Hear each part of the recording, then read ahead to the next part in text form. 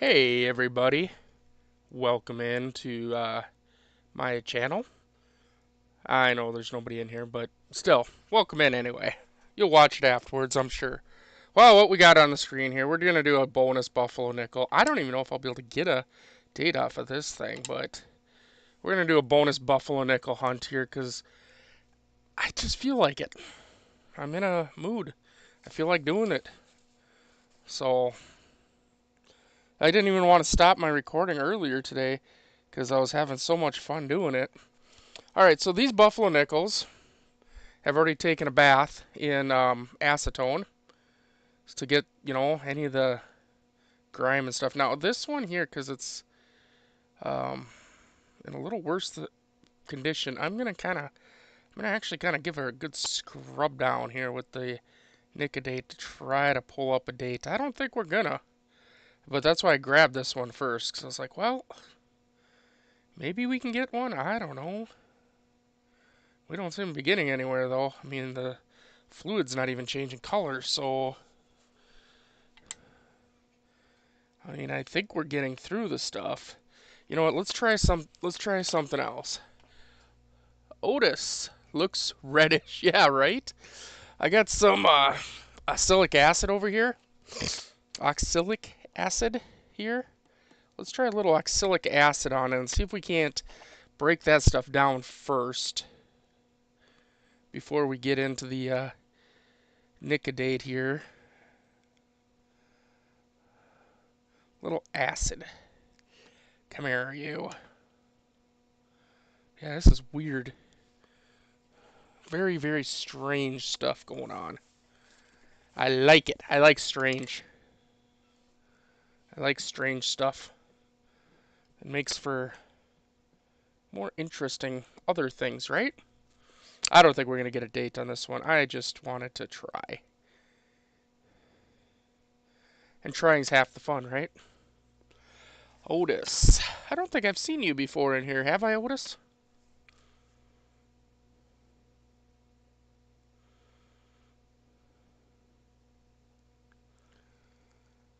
Huh.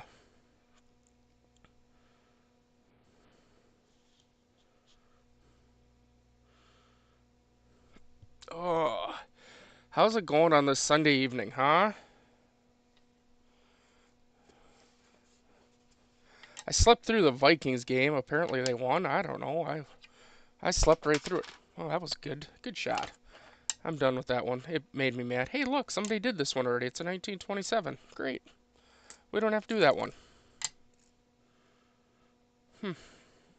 Yeah, I slept right through it. Apparently they won. I don't know. I had to.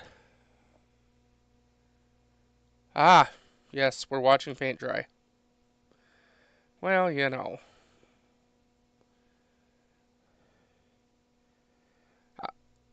gotta watch paint dry sometimes, right? You must like watching paint dry because you keep coming back for it.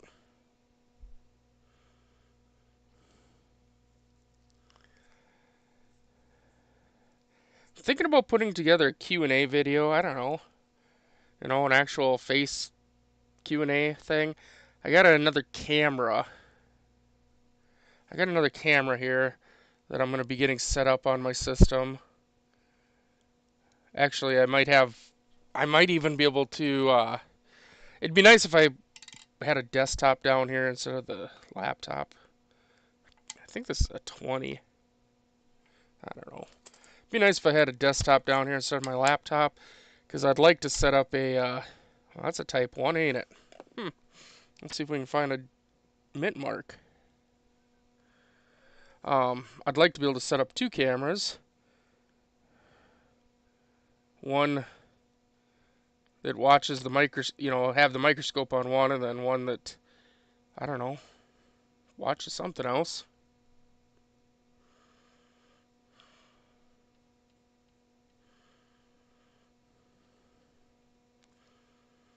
Welcome in anybody that's sitting there lurking in the chat room. Just lurking. Lurka.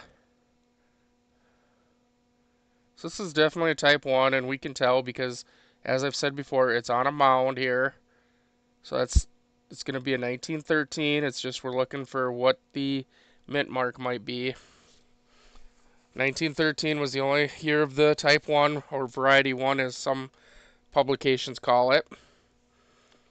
So we technically don't need to get a date off it because we can tell the date, like I said, by the fact that there's the mound back here and not a, I'm going to try to move some lights around here.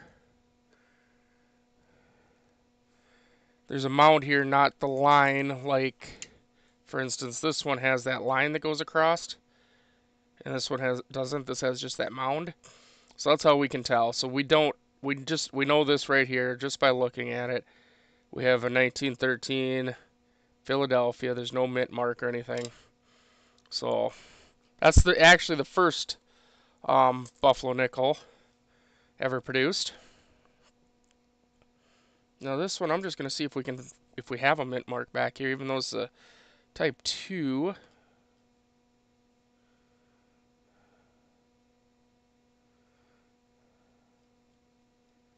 Kind of looks like there might be a mint mark coming through right there. I was gonna say Denver, but now I'm kind of thinking maybe it's an S. S.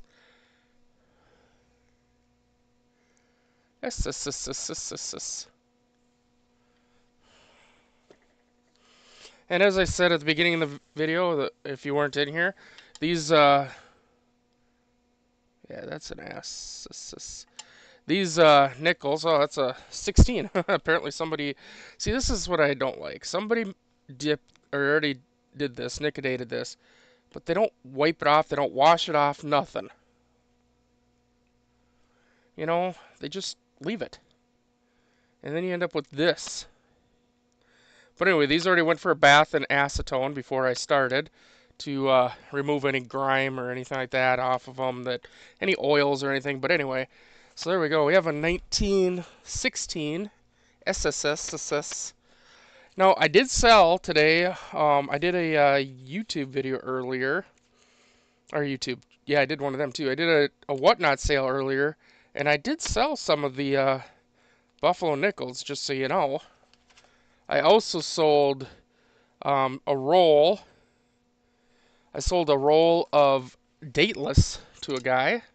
So there you have it. That's kind of cool, right? Ooh, I don't know. You think we can get a date off of this thing? Look at that. I don't know if we're going to get a date off of this. Oof. Oofy.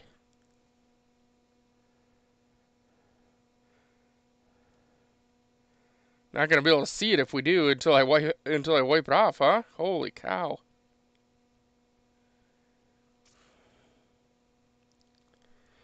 So yeah, I don't know if anybody watched my video this morning or not that I did, but we found a 1924 what was that? A 24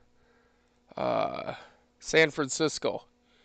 Only 1.4 million minted. I sold that coin today on Whatnot for I think $8. I think it was $8.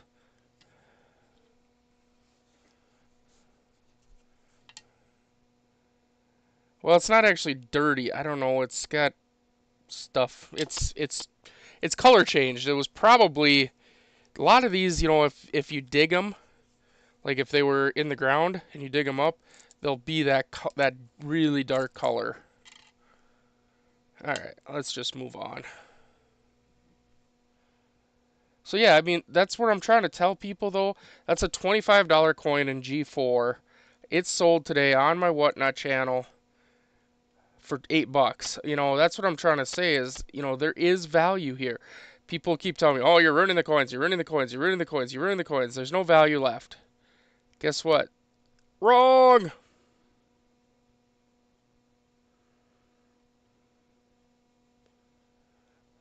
You are the weakest link. Goodbye.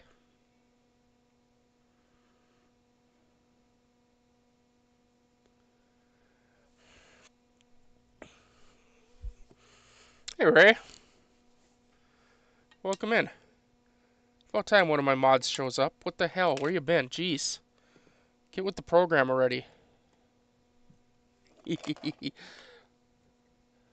Where's Stitch? Sleeping?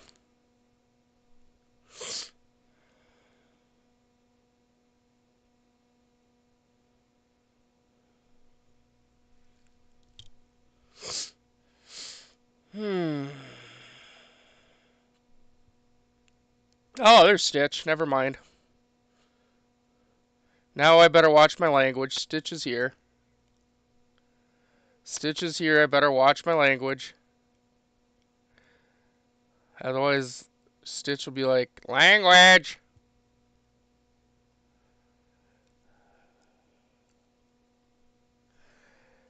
It's all good.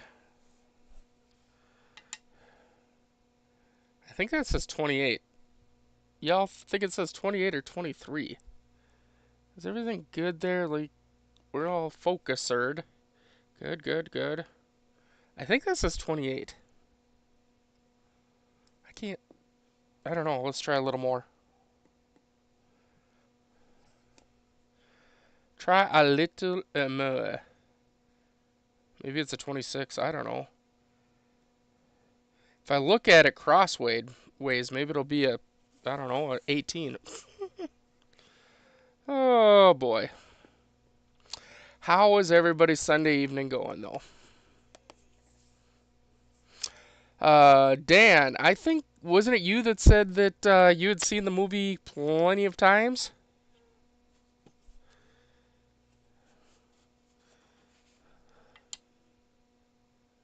I think that's a 26 actually.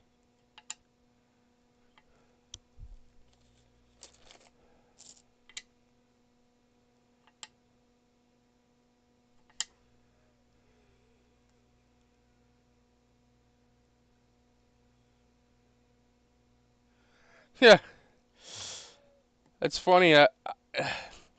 So on my whatnot, I have since day one. I've struggled to sell Buffalo nickels.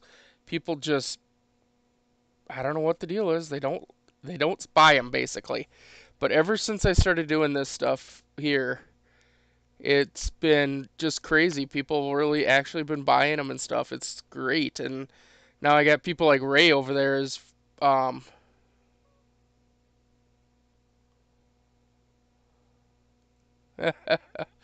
I got people like Ray over there that's got a book he's doing now even. So I just think it's great. And then I got a bunch of other people who have started going through theirs. Jay Hook, he's been going through a bunch of his.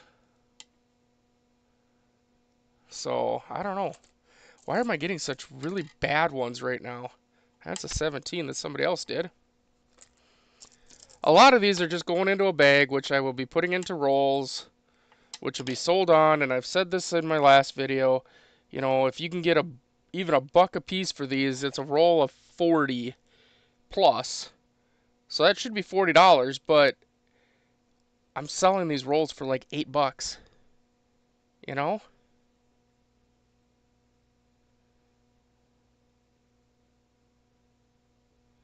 But yeah, these rolls I've been selling them on for like $8 after I pull the dates. So there's no reason you can't make money on these, or just shove them in a book if that's what you want, or whatever. Hang on to them, you know? And if you guys are on YouTube here, not on my whatnot, that's fine. We can work something out too, right?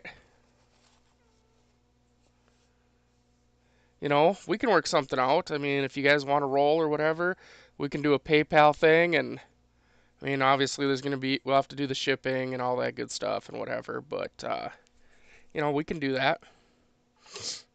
There's a 1916.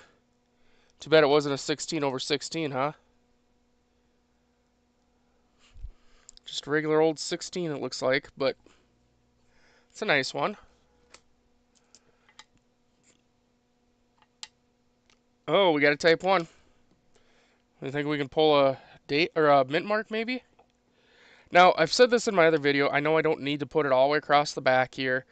I just think it looks better if you put it all the way across and pull the whole thing out that says 5 cent and everything. I know I'd only need it in this little spot, but For the reverse, I kind of like it all the way across. I think it looks better, more even.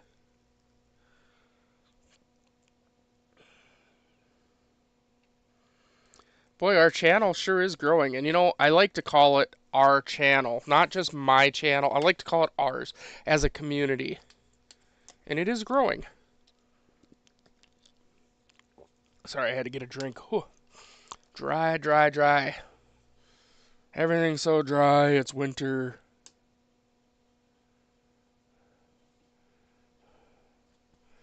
As a community, we are growing, and I like it. I like it a lot.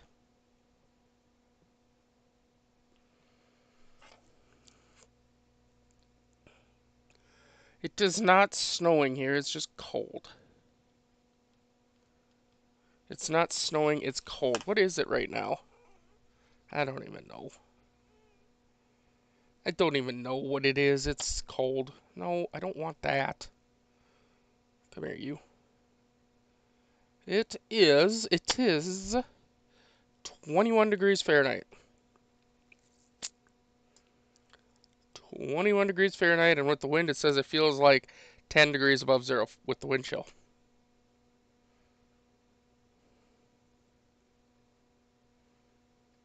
Perfect. It's supposed to be 45 on Thursday, though. That'll be nice. Maybe I should go get my truck running finally.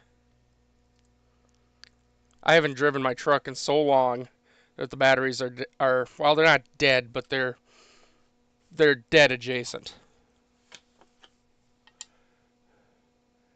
Well, I don't see a mint mark on that one. But it is a 1913 Variety 1. Well, $13 coin in G4. You know. If you know, you know. You know.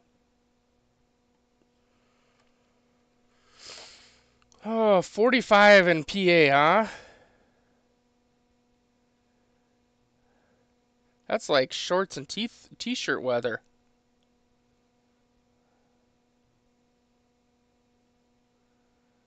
When I went to college with this guy who, it didn't matter. Snowstorm. Blowing, drifting snow. The dude wore shorts and t-shirt. Every day. Didn't matter how cold it got. I mean, there was days where, with the wind chill, it was 100 degrees below zero here. He wore shorts and t-shirt.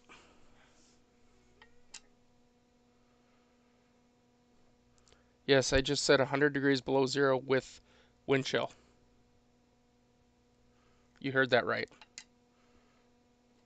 There you go. 1917 Philly. You know, that's a nice looking one.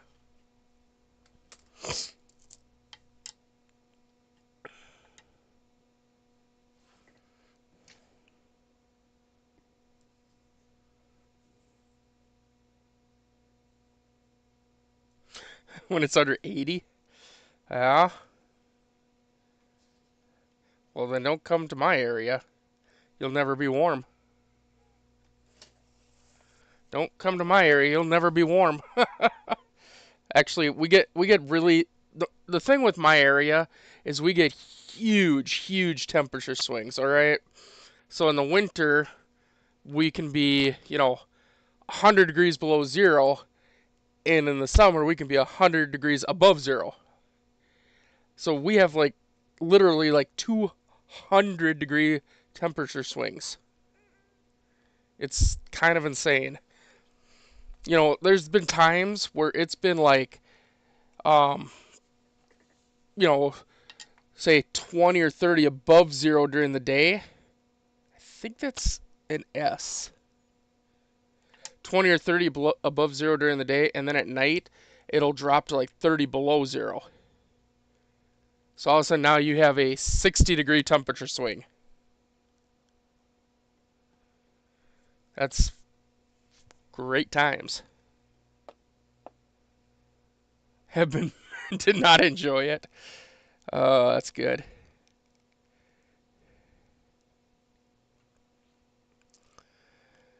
Oh, I think y'all ought to just come out and visit Tempo in the dead of winter. Next year when the new lake house is done, where there'll be heat.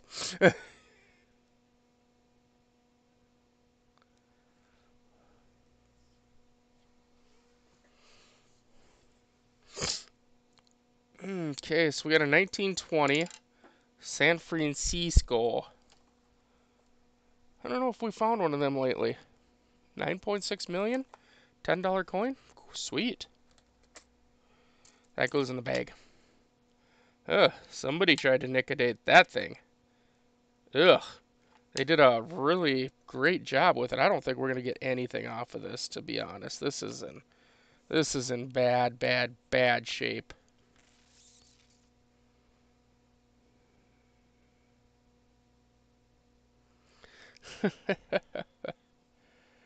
Oh man, this is so rough feeling even underneath the spudger.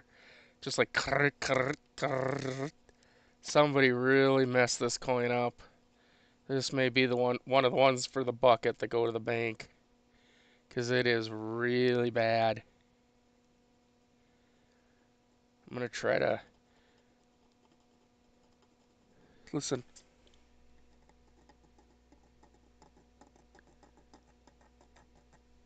Can you hear that?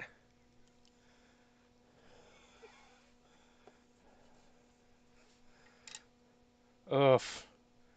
Yeah, that's not gonna come out of that. Somebody really messed that coin up. Ugh. Hurts my soul. Hey, that's got a mint mark.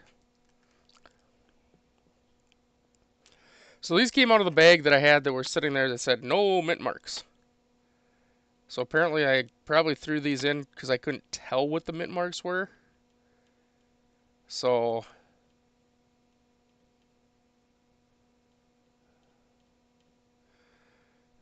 I was asked today, what am I gonna do when I run out of these this bag of buffaloes that I got, which is gonna take a little while. Well, I tell you what I'm gonna do. I'm gonna get more. I'm hoping to have this as an ongoing series for, I don't know, ever. That might be fun. I don't know if it's gonna be ever, but for a while anyway. I think that's another S mint. That's a really tough one to tell. It looks smashed.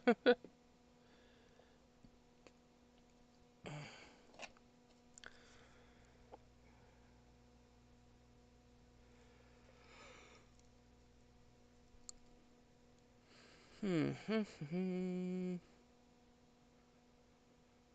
1925.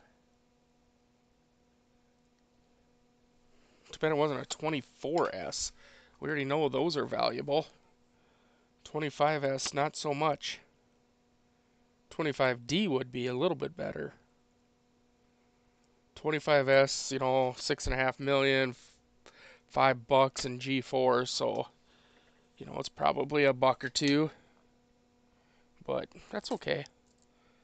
Just goes in the bag that gets sold on to, some lucky other person. But of course, I can sell these on my eBay. No problem.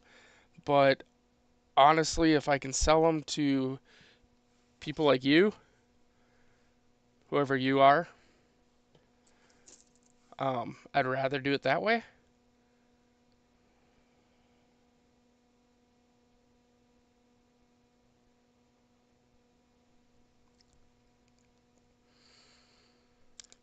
Do. So has everybody got all their Christmas shopping done yet? Or are you a last minute shopper? Like a couple days before Christmas, you're hurrying to get all your last minute stuff done.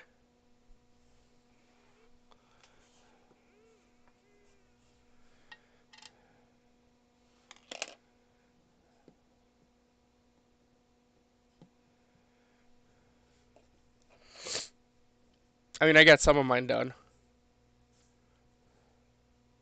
Not even ready, yeah? I got some of mine done. Actually, some of it's been just friends on Whatnot that I just been sending them extra coins or something, you know.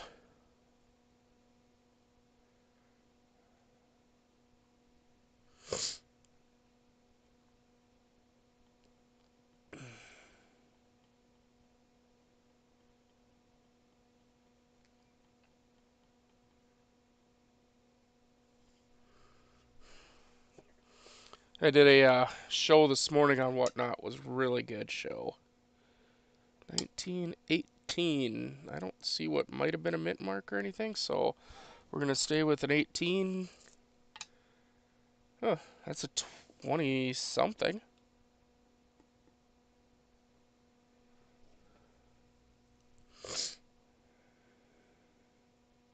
I had a guy off of Whatnot today.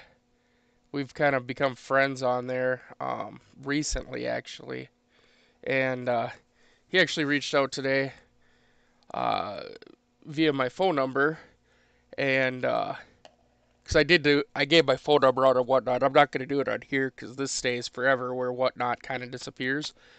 Um, but I gave my phone number out, and he actually texted me and asked me for my mailing address because he wanted to ship me a present. I told him, I said, that's definitely not necessary.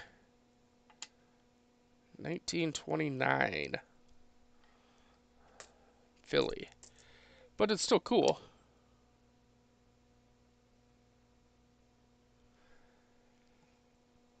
27.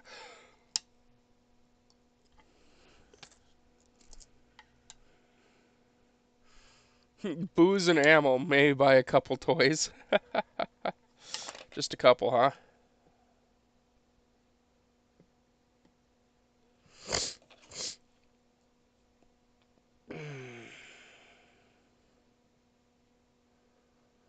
Well, I know there's two radio-controlled gravedigger trucks upstairs for one for each grandkid.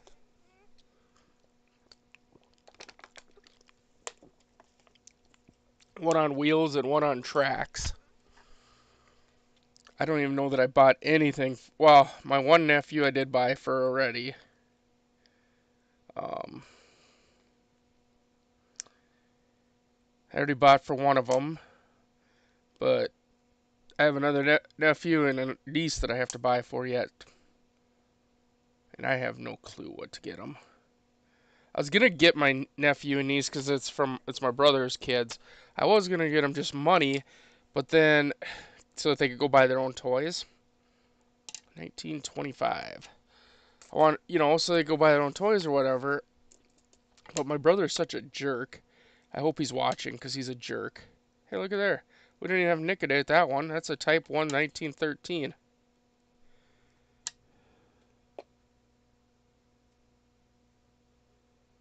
Um, yeah, he's such a jerk that he won't even give he'd make his kids put the money in their savings and that's it. They wouldn't be able to use it for toys. It's like you ass. 1913 Type 1. That's even in this condition, that's like, a 8 to $10 coin right here. Nice. In the bag. It'll get thrown into a roll. I like people knowing that that's what I'm doing with them, It's going to get thrown into a roll and somebody will get a nice coin. A nice type coin. I don't know if we'll get a full date off of this. There's almost a ring of death that's going right through the date, which does not help us. Yeah, I suppose I could do that. I don't know. Yeah, it's my little brother. He's an ass. I tell him that all the time. He knows it. I'm the oldest of three. So I have a little brother and a little sister. 1916.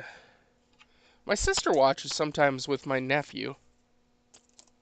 That's why I'm not saying what I got her kid, because, like I say, she watches sometimes with him, so I don't want him knowing what the heck I got him.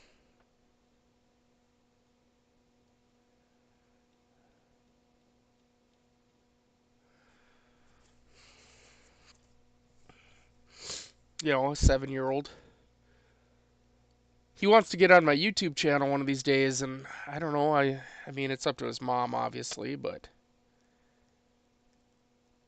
maybe I could have him come here to the house here to help me with some nickel processing or something. I don't know. It might be kind of fun for him. 1 ounce silver. That's what you get everybody, huh? Just 1 ounce silver. Is that what we get them? Everybody gets 1 ounce of silver.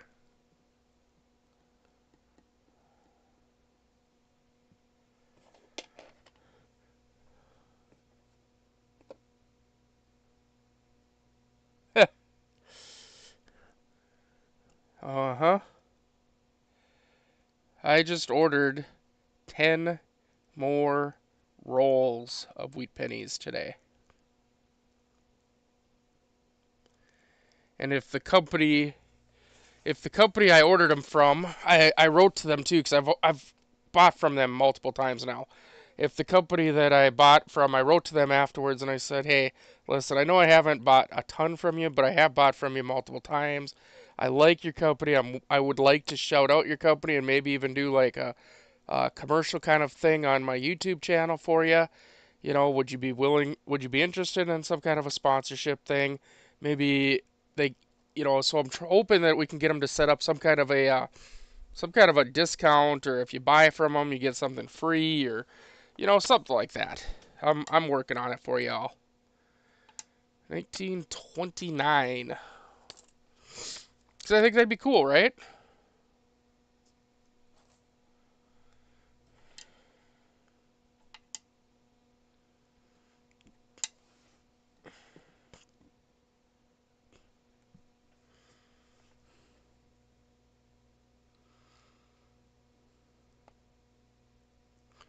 Nope, not Coins TV.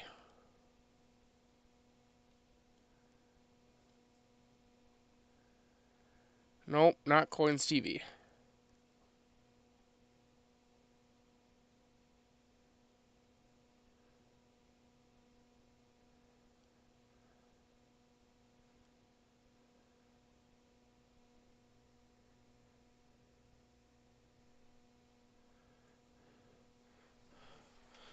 1917, it looks like we got here.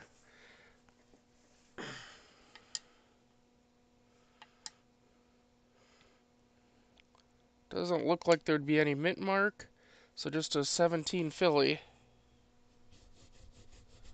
You were not impressed with Coins TV?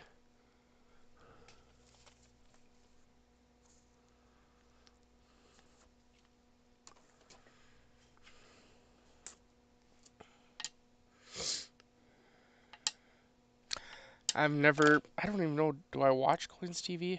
I don't even know.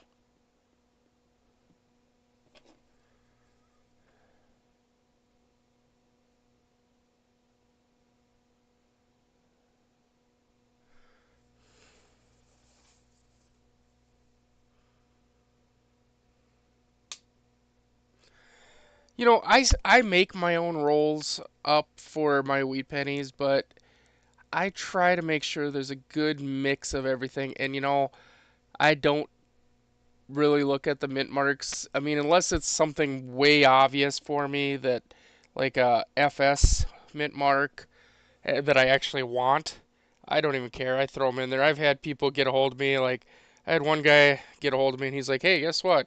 That roll you sold me?" And I'm like, "What?" And he says, "Yeah, it had a 1956 D over D FS whatever it was, 50123 whatever it was in it." And I'm like, "Sweet, good for you." That's like a $30 coin. He paid, I think, like 5, $8, something like that for the roll. So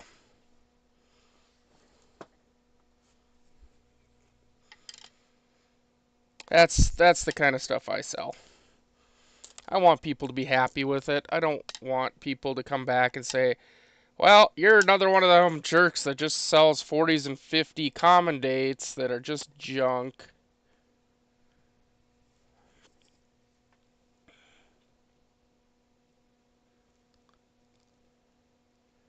I've sold hundreds of them on eBay. People have loved them. I've sold hundreds of them on Whatnot. People have loved them. So I must be doing something right. Here's the way I look at it. Is it a roll that I'd want to open myself and go through? If not, it goes back in the bucket, gets mixed in, and or I mix it up a little more and put some stuff in there that I'd want to look at and I'd want to get. Does that mean it's been searched? Yes. But guess what? Unsearched rolls, good luck. Truly, unsearched rolls.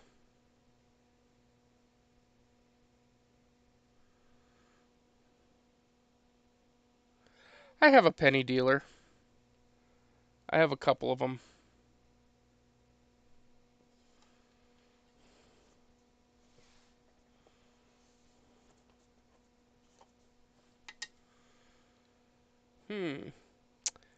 I think this one might be a little too far gone. But yeah, I do. I have a couple penny dealers. One is out of Texas. And the other one's out of Michigan. And I'm in North Dakota, so figure that one out.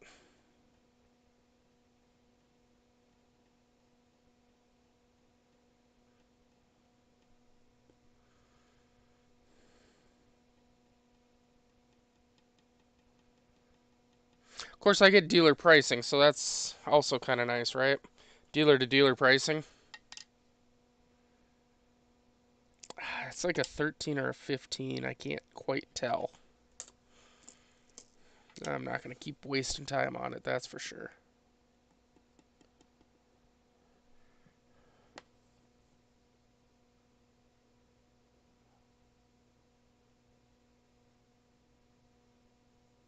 Right.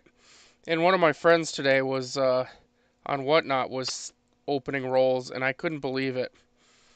They were machine wrapped rolls of wheat pennies, and he actually so he sold the roll, and then everybody had their option if they wanted him to open it or not. And they opened it, and or he opened it and had a 1931 S in it. Couldn't believe it. It was crazy. I should have bought one of them rolls, but man, they get to be so expensive. 1924 S. Hey, that's an S. That's a better one there, folks. We just found a good one. 1924 S, 1.4 million, $25 coin. That's a $25 coin. Right there.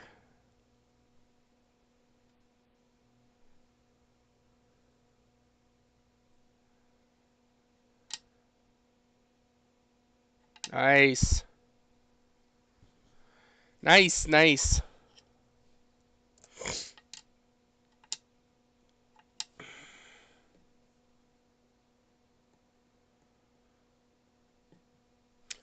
That is a key date. Is this a 14? This is a 14. Isn't that another key date, I think? Isn't a 14 another key date? Oh no, 14's 20 million, but still $20. Golly, we're getting some good ones now, huh? Getting some good ones now.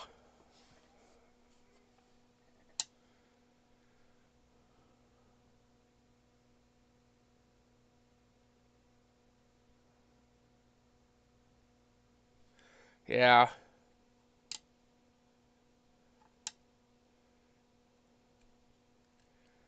That's a good one right there, too.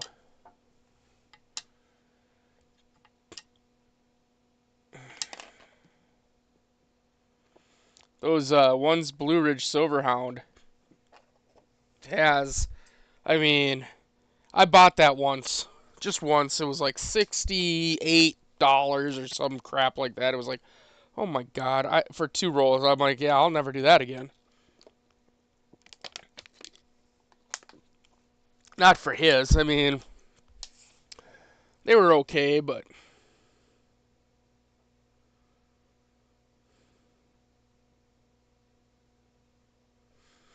they weren't.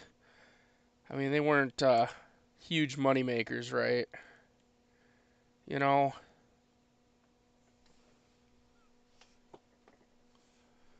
Yeah, everybody's got to follow tempo. That's the thing. Everybody's following my example because they saw me make money, and now that they can't be original. They got to do their own. They got to do what I do, right? 1915.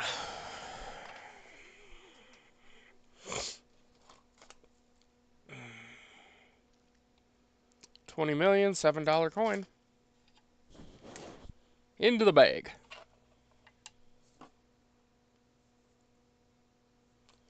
Yeah, they are. They're going freaking ridiculous. And the thing is that I know he juices. I get that. What he threw into my bag for juice, though, wasn't really worth that much money. It wasn't like right now, I mean, he was just talking about in this last one that he was throwing like Morgans or Peace Dollars or something like that in there. I mean, those are worth some money. What he threw into mine was worth about maybe an extra $5. Maybe. I mean, I appreciate it. He didn't have to do that, right? I 100% appreciate it because I mean, you don't when it sells, it sells. That's just what it is. I mean, you're bidding, you get caught up in it, and if you bid too much, it's your own damn fault.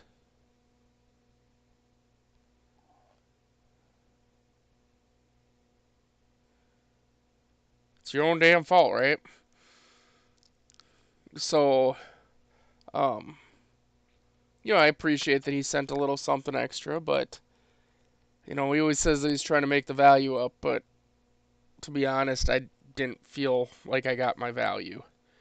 But that's okay. It was I was the idiot that bid so high, so, So what's this, 1915 Denver? I think that's a better one, isn't it? Yeah, 7.5, $27. That's a better one right there. That's good.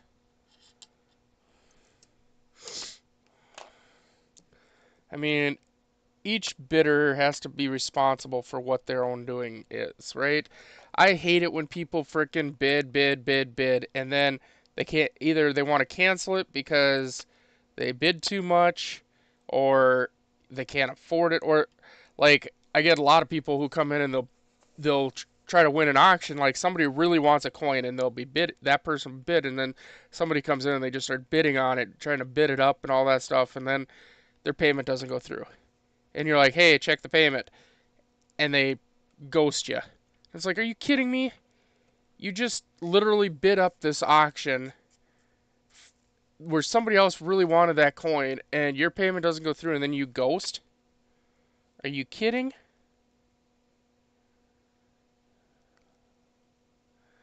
That's. I actually end up banning those people from my auctions from now on, Like, when they do that stuff, I just. Nope, you're not allowed back in. I banned a guy today, or booted a guy out of one of my I booted a guy out of my whatnot auction today before any of my mods got there because he I was selling a un peso from Mexico City, and they're only 10% silver. They're you know, but these were uncirculated ones. Usually the circulated ones usually get $3 to $5. These were uncirculated. They usually go for, close to $10. And this one sold for, I don't remember, $5 to $8, something like that. That's a 14.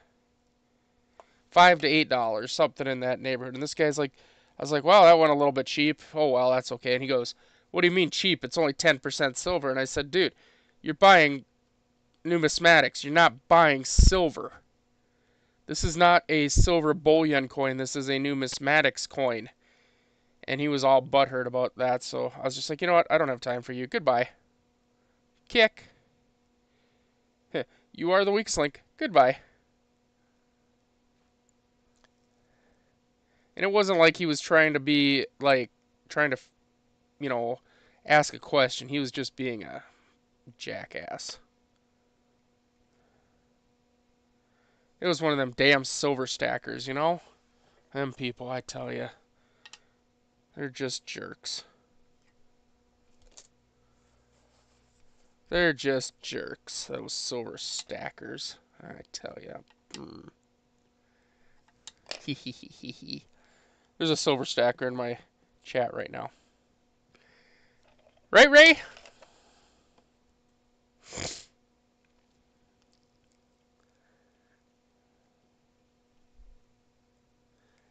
You silver stackers, you're just jerks. Jerks, I tell ya.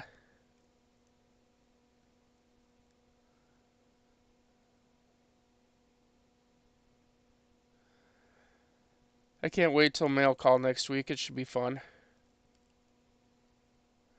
At 1857 large cent will be in.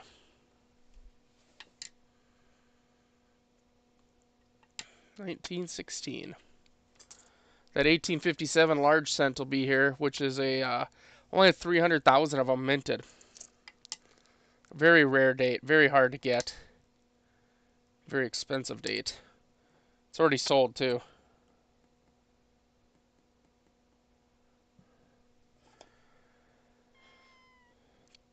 So that was a deal where, so if somebody's looking for a specific coin, like straight up they want a specific coin and they're willing to pay for it and stuff, I will go find them that specific coin. I will check auctions all over the place. I will check the bunch of different coin shops. I will find them the coin. Obviously, they best be ready to pay for that coin, because if I gotta buy it, they better be ready to pay for it, right? And that was the scenario here. A guy reached out to me, another Whatnot streamer reached out to me and said, "Hey, I've been looking for an 1857 large cent for a long time. I can find them, but they are very expensive, $200+. I don't want to spend that much." And I said, "Well, what do you want to spend?"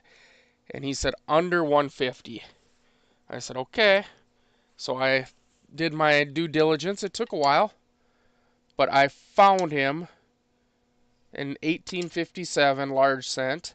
The best condition I could find, which it's not in great condition.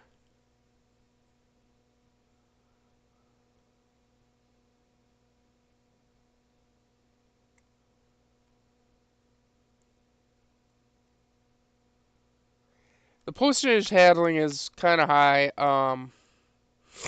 Mine's set though for basically once you hit a specific amount of money, I don't remember what it was, like 850, 875, something like that, then it's free after that. So,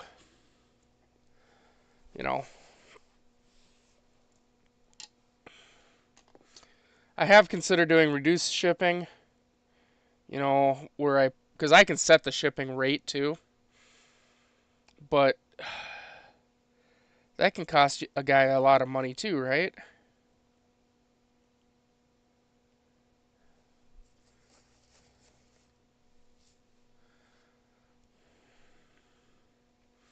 I was on another guy's stream earlier tonight, and he had his shipping set at $2.50.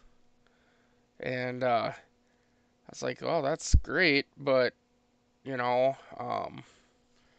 shipping costs about, for us, it at least costs us at least $4 to $5. So that means every time somebody was buying from him,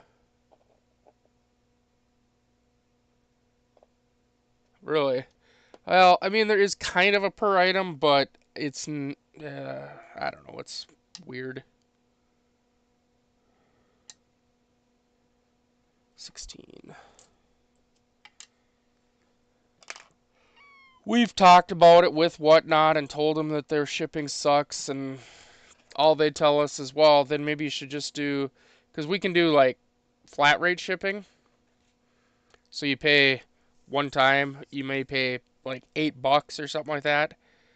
And then you get flat rate shipping, which is priority mail, flat rate.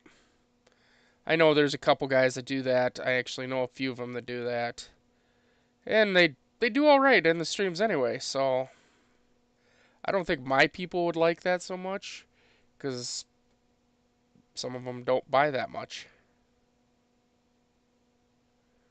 But then you get people like Craven who Ray there, he buys lots and lots and lots of stuff.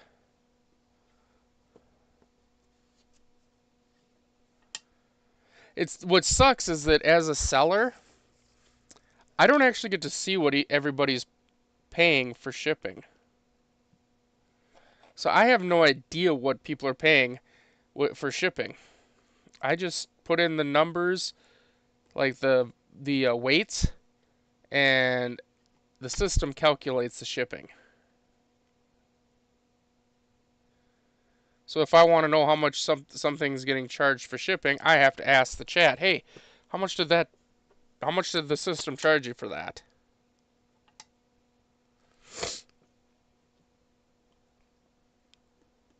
And of course, depending upon where they are in the country, you know, it's a different value.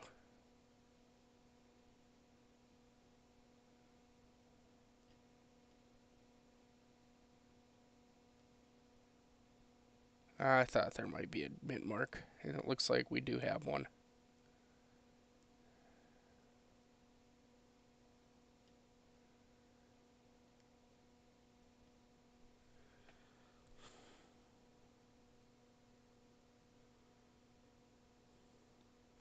So, I don't know. What do you guys think about me doing a little bit of selling here on YouTube?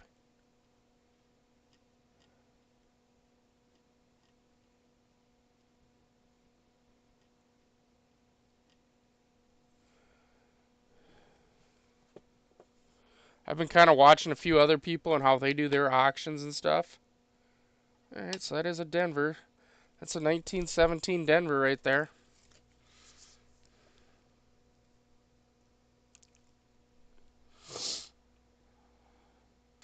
$9.9 million, 25 bucks.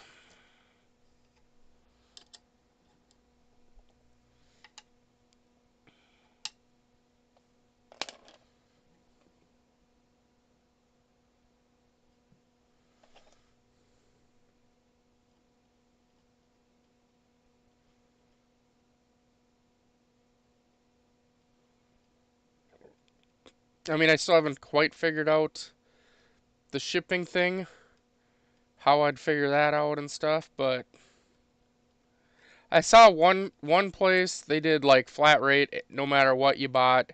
It was like 10 bucks or something like that for shipping, period. So if you bought one thing, it was 10 bucks. If you bought 20 things, it was 10 bucks. I kind of like that.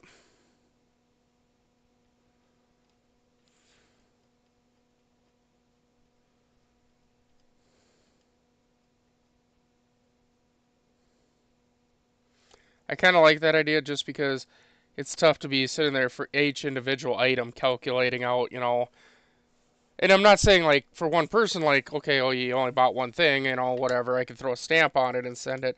But, if you get 20, 30 sales, you're sitting there, you're calculating for each individual person. And that's what I'm talking about can get to be ridiculous. So that's why I say just doing one flat rate. Doing one flat rate for shipping and just call it a day. I'm just thinking about selling just on here because I don't have to worry about freaking fees and stuff. I mean, I get killed in fees.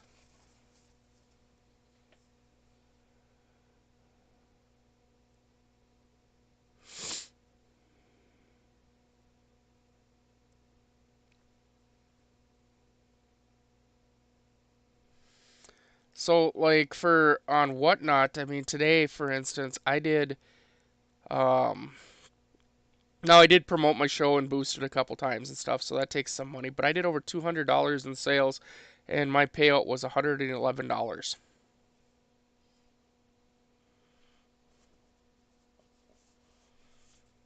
$111. I didn't do um, that much booster promotions and stuff that would, it's just every time something sells. So if I sell one penny for $1, out of that penny, I get about 54 cents.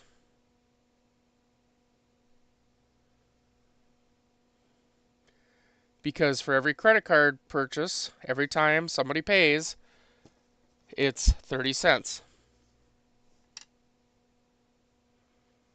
1913. I don't see a mint mark there, so looks like it's just a 13. So yeah, I mean, you guys aren't the only ones getting screwed. That's why there were so many people streaming on Whatnot on Black Friday when they gave us no fees, even though we still had to pay credit card fees. We didn't have to pay the other fee, the percentage fee. That's why so many people were selling, because you were actually able to make some decent money.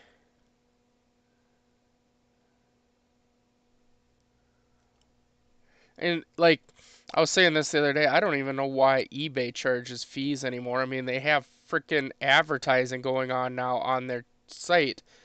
I mean, shoot, they're making money off advertising. Why do they got to have fees on top of that? They don't. They just do it because they're freaking money hungry assholes. Oh, language. San Francisco.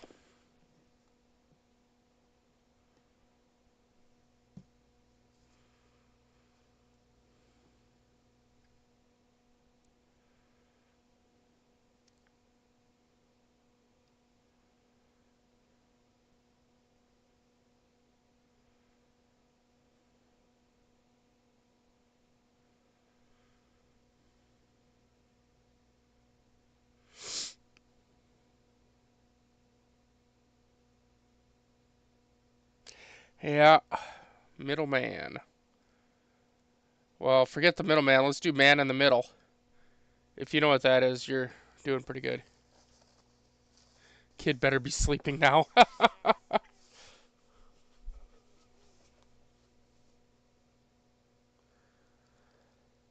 Instead of man in the middle, can we talk about, or instead of middleman, can we talk about man in the middle?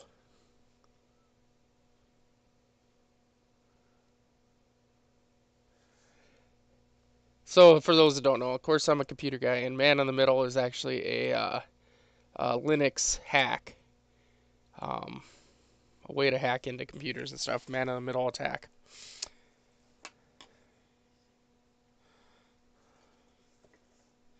I'm a Linux certified technician too, so. Alright, so that's a 19S. What's that thing run? I don't know. $3? Nope, $13. There you go.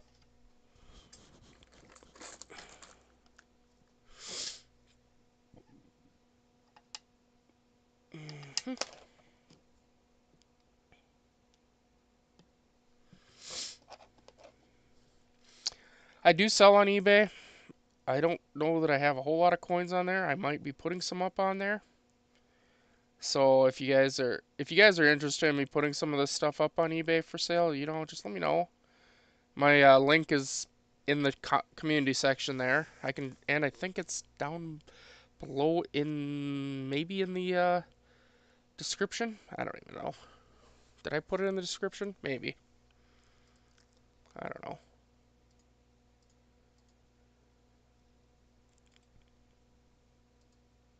Mm-hmm. Mm-hmm.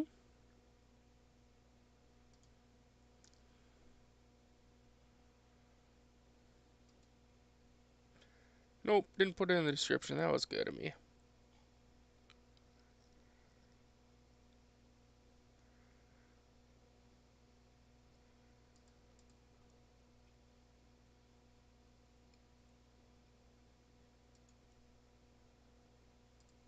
Oh well.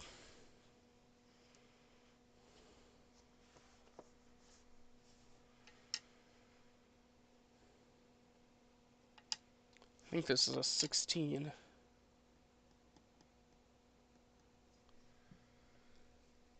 But yeah, I have an eBay store.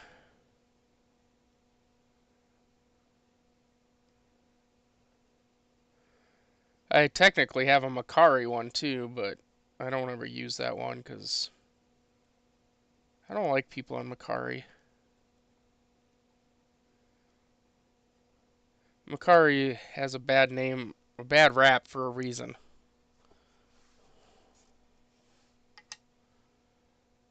A lot of fakes and stuff are sold there. Even worse than eBay. Alright, well, we got a Type 1.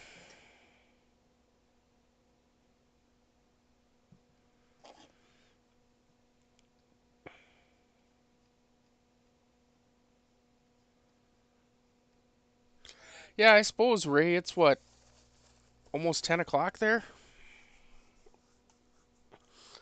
I suppose your kid should be probably sleeping by now, huh?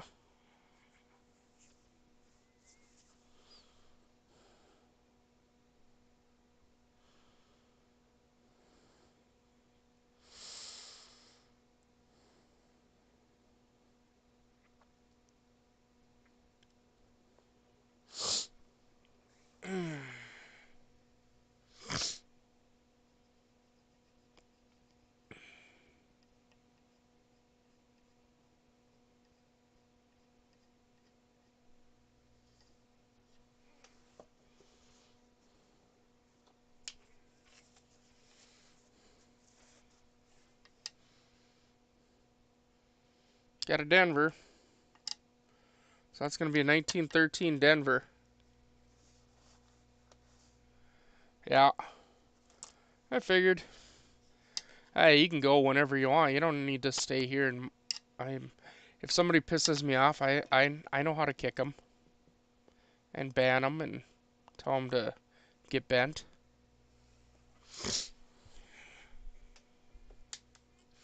You can always watch the rest tomorrow.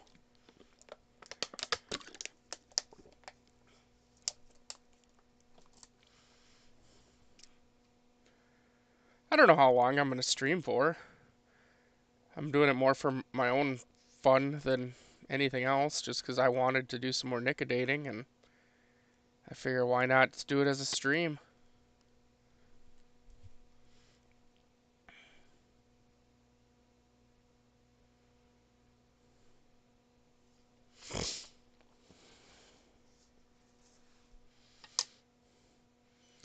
$19.17.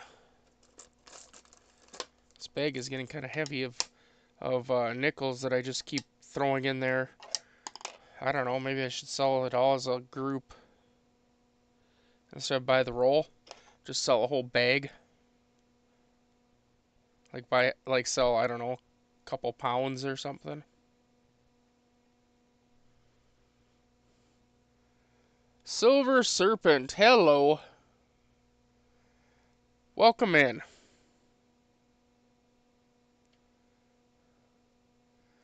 We're just doing some magic here. It's better than TV? Well, that's good. I guess. We're just doing some magic, playing with chemicals. You know, the normal thing people do on a Sunday night, right?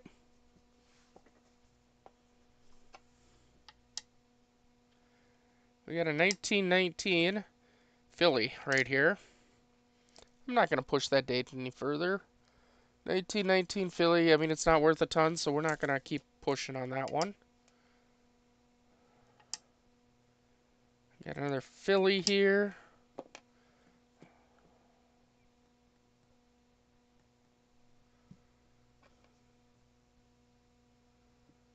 Oh, thank you. Thank you very much.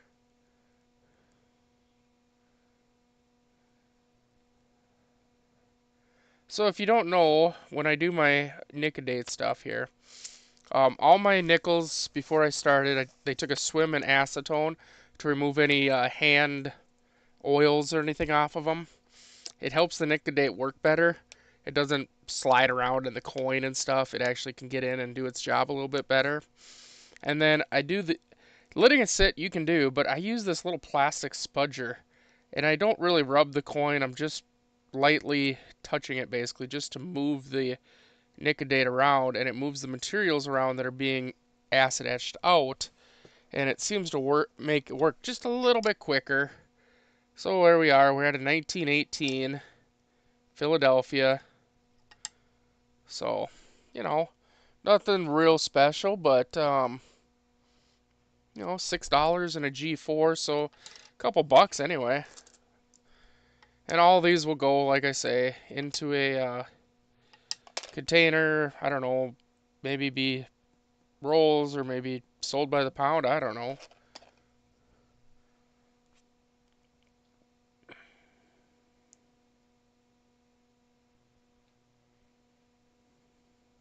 You can tell this one had been nicodated before, and they didn't clean the nicodate off. That's what all this is. They probably just were like, oh, nope, don't like it, and threw it into a container, and it just sat there like this.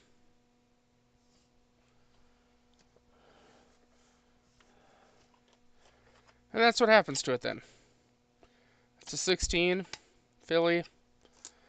Obviously, you'd like to look for the 16 over 16. That's really tough to see in a coin, though, that's been nicodated, unless you really get a good date reveal.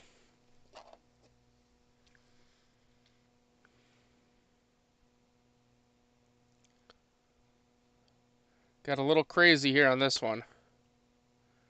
Got a little crazy. It happens. It happens. Whee!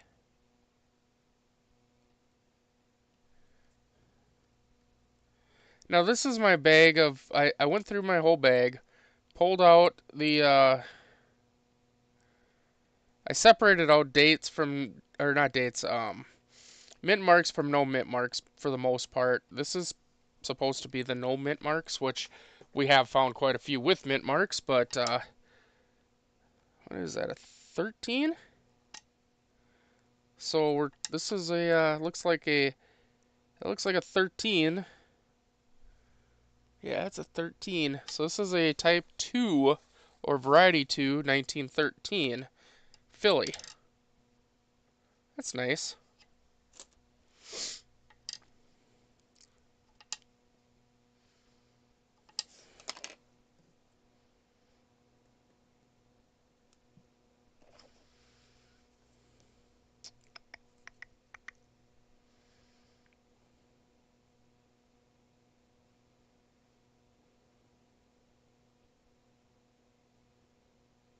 Looks like we got another 1919. I tell you, in the penny world, 1919s, I swear, are the bane of my existence, and it's not much better here. I mean, at least here, 1919s are worth a little bit more than they are in the penny world, but not by much. A buck, maybe?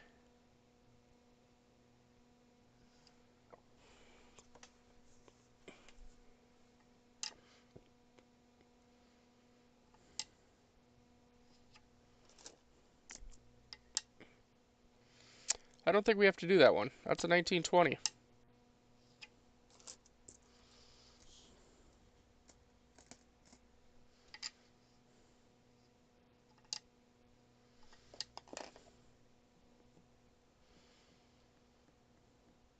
No, I just felt like doing some more nicodating tonight, and I figure if I'm going to do it, I should probably share it with y'all, so here we are. Because, if I do hit one of those really high-end coins, y'all ain't going to believe it unless you see it, right?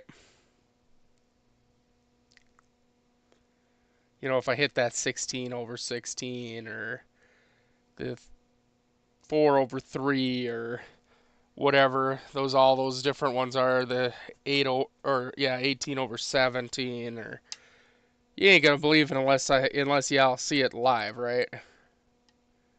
So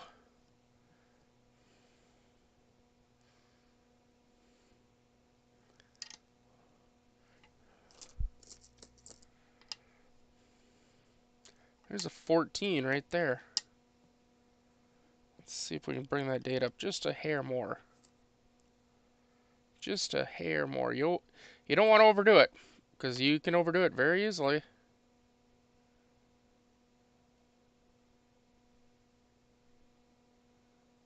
Don't want to overdo it, but I want to bring that date out just a little bit better. Like, there it is. Do we have a mint mark? I don't see that we might. I don't know. Let's try. Let's see if there's anything back there, just to be safe.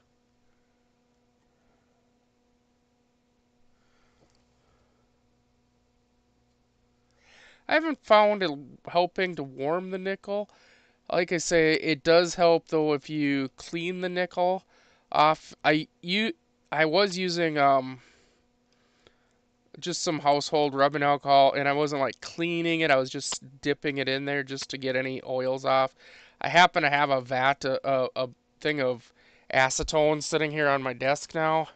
So, I mean, I just threw everything in there and was like, "All right, everybody in the pool, time for your bath." Just to get the any kind of those oils and stuff off, like I say. All right, so the 1914, again, that's a even though it's a Philly, that's a $20 coin in a G4. So again, that's a good one to find. We'll just throw that in the bag. That'll go to somebody else. 28 junk.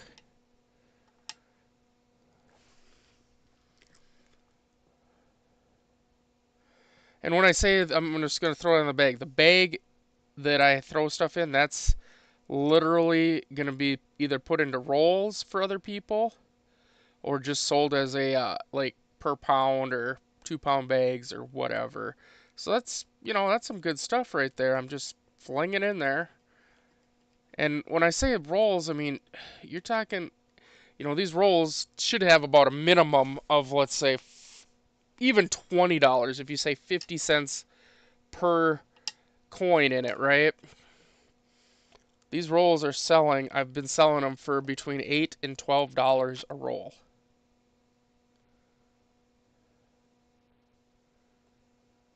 $8 and $12 a roll. I think I start the bidding on them at like 6. And then they get bid up and stuff, so.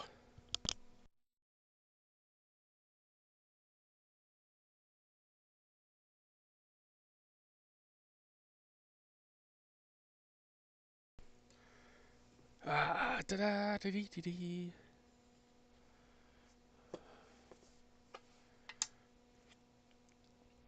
29. Philly. That ain't worth much. What's that, a 26?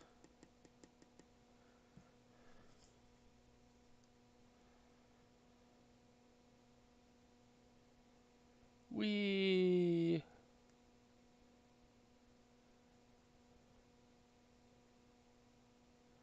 Nope. The biggest thing that I've found that helps is getting those skin oils, grime oils, gunk oils, whatever, off of the coins first. That helps tremendously because the nicotate or ferric chloride does not have to penetrate that. And then the second thing that I found that helps is what I'm doing with the little spudger, the plastic spudger here. And again, I'm not trying to scrape at it, right? Hey, Pug. I'm not trying to scrape the coin. I'm just moving material around. Again, so see, here's another one somebody nickedated and then just threw it into a bin without cleaning it very well. And then you get this corrosion on there.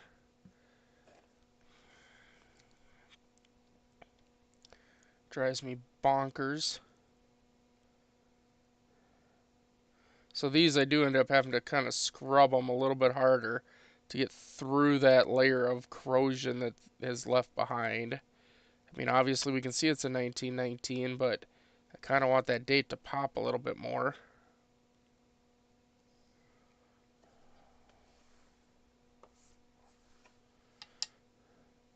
And you see that now?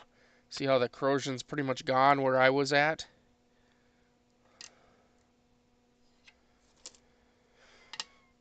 Woo!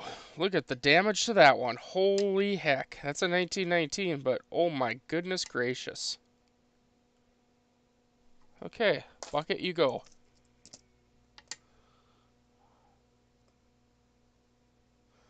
Yeah, yeah, that'll work. I just, I'm a computer guy, so I have spudgers. I keep forgetting to bring more spudgers down. I have a bunch of them. This one I've used so much I've tried sharpening it, and now I'm down to like this thick area that I can't get a very good point anymore.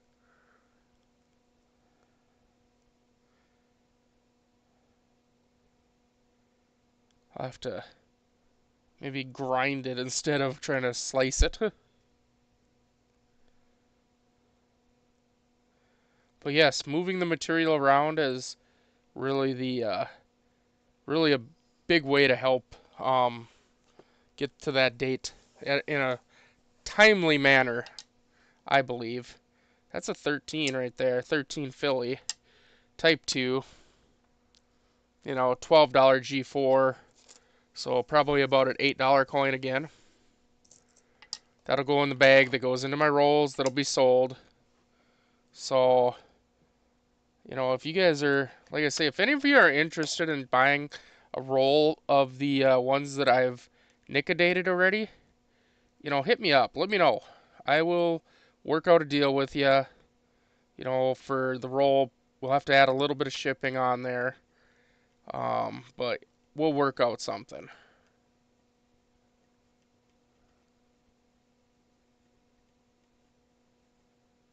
Then you don't have to worry about, I don't have to deal with fees. You don't have to deal with, certain things and stuff. I mean, we won't have to deal with taxes and all that bull. We'll just do we'll do it through PayPal where we can do a friends and family deal so that we don't have to deal with all the rigmarole and stuff that goes with it. That's how I buy some of my silver from some of my other peeps out there, is through through PayPal. We do friends and family deal. That's a Denver, cool. We do friends and family, and that way we don't get charged fees on it, and it works out really nice actually. So obviously there's got to be trust, right? Thanks, Ray. Thanks for coming in, bud. There's obviously got to be trust between the two people that are doing it. I have to trust that my silver guy is going to ship the stuff after I pay him, you know. And same with you guys. You got to trust that I'm going to ship stuff after you pay me. But obviously I'm going to, because I'm not a jackass.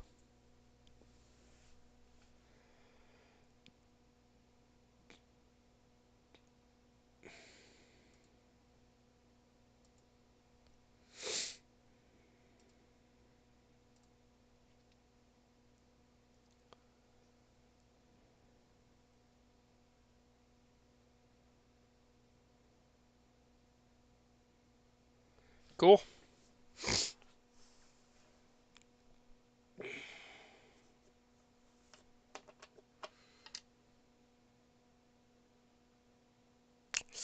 I think it's a 17.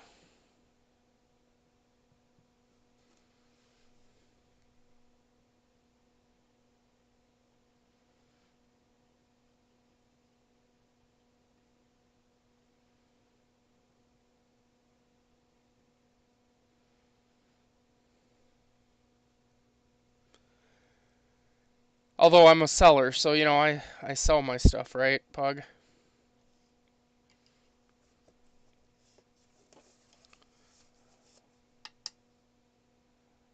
Yeah, that's a 17. It's tough to see, but that is a 17 Denver. So that's like a $25 coin in the bag for the rolls for somebody else to have. 28.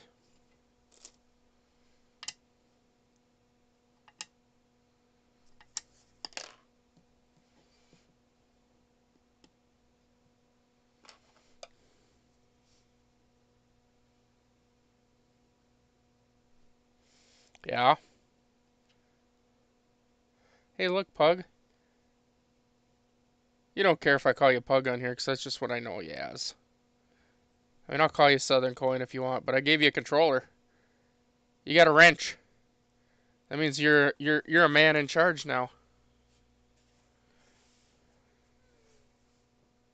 You're a man in charge. I don't know what the hell you're in charge of, but you're a man in charge.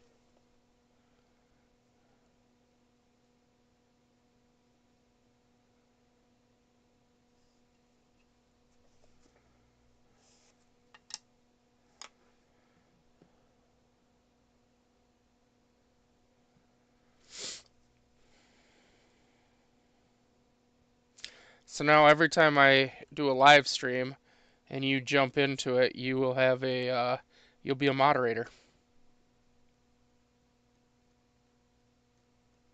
right? Or if somebody gets out of hand, you can always boot them. Somebody comes in and starts acting a fool. A fool.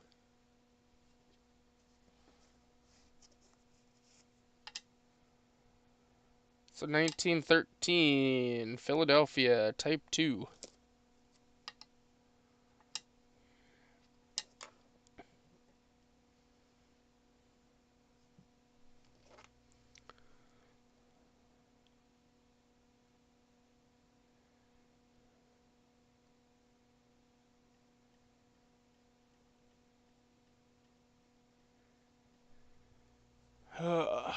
Yeah, I don't know. I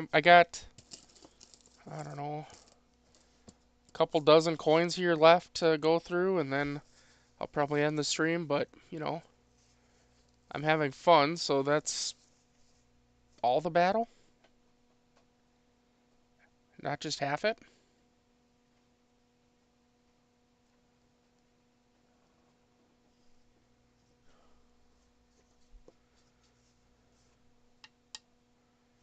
We got another 13. It looks like. Looks like we have another 13 here.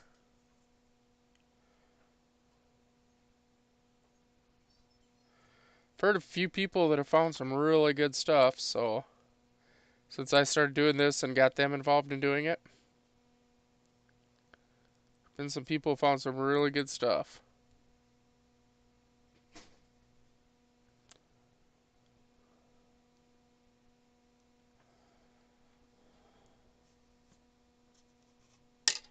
Whoa! That's another 13. Tough to see, but it is another 13. Type 2. 13s are always a pain in the butt. There's a Type 1. We're going to have to do the whole back here. See if we got a mint mark.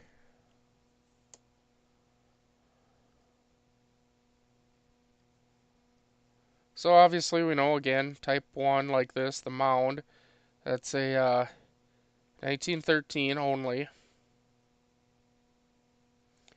The big thing we're trying to get is we're trying to find if there's a mint mark.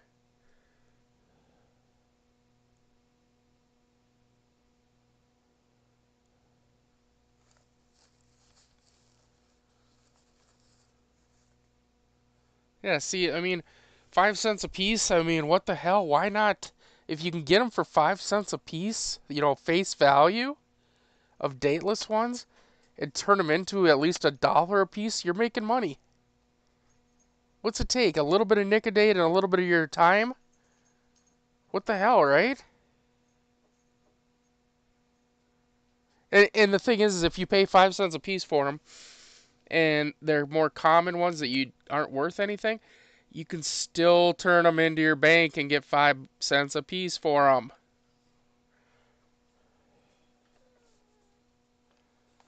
So I guess to me it's just win win win all the way.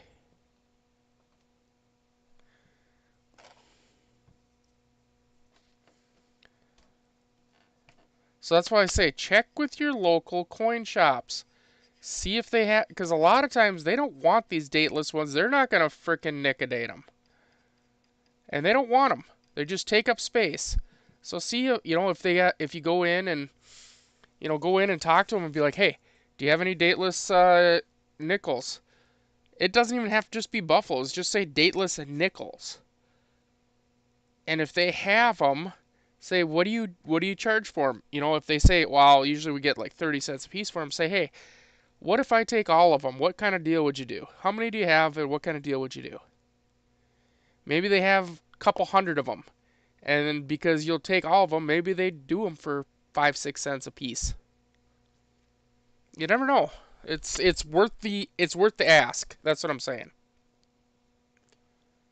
It's worth the ask. What's the worst thing they're gonna tell you? No.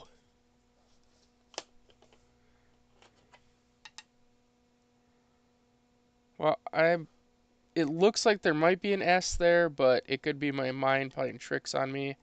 So I don't know.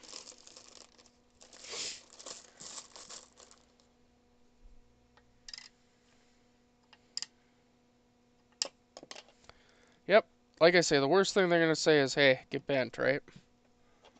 I mean, most dealers don't want all those dateless coins sitting around though, because they just take up space, and a lot of people aren't gonna buy them. But now, if you can be a revenue for them to sell them and get them out of their way, you know, it's always worth the shot. Now, of course, one of my dealers here in town is a crook, and it doesn't matter. He could have 20,000 of these, and I could offer him 10 cents a piece, and he'd probably laugh at me. So,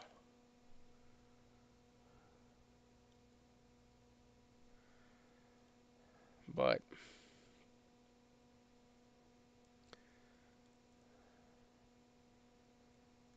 they got a lot of regulars that they've had for years, and that's who they do their business with. They don't really like having. They don't like dealing with new people, so I mean that's fine, I guess. That's how you go out of business. So whatever. Because eventually those regulars die, right?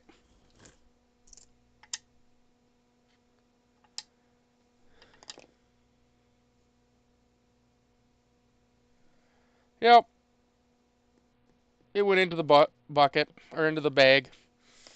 Like I said, I'm throwing a ton of them in there, so if you guys want to buy rolls or whatever, or buy a bag.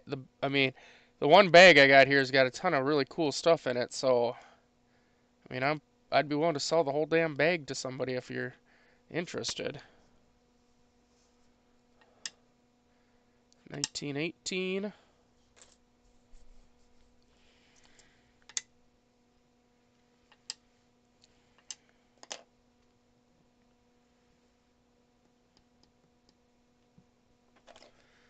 I got a pile. I mean, a pile of nickels sitting on my computer on the um, arm rest of my computer or the palm rest that are all better dates, better mint marks. You know, $30 to $50 coins.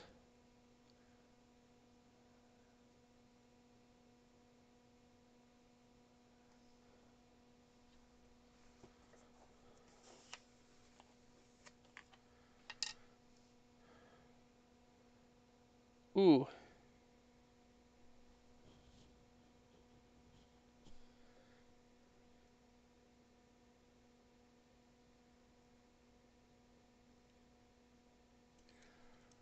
no. At first, I'm looking at that and I'm like, God, that looks like a 16 over 16. It started looking like it, and I think it was just my brain thinking that I was lucky.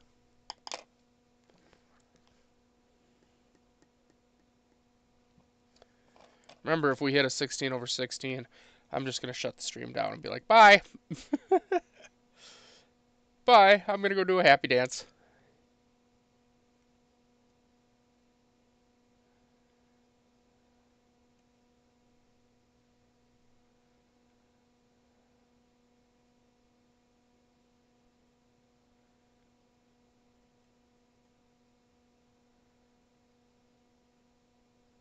Although I think I'm more likely to probably find like a 8 over 7 or a 4/3.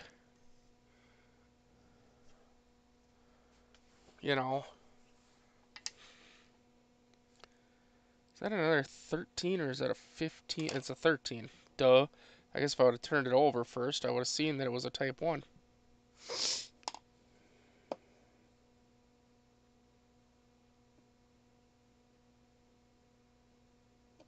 I know, I know, it would be cool, but no, no such. I'm looking for something though, because there are some chemicals out there that do react with silver. So I am looking for to see if I can find something that can do it. I know like Aqua Regia, of course, will react with silver, but that reacts in a way that we definitely don't want because it'll like literally melt the silver. But there are other chemicals out there that will what should do the same type of a thing here. So um, I'm kind of looking into it, talking to a couple people that I know that do processing, silver processing and stuff, um, just to see if they can come up with anything even. Because if we can find something that works, or a combination of chemicals that work to do it, then we might be able to process that stuff, put it into a bottle, and sell it and make fortune. Yay!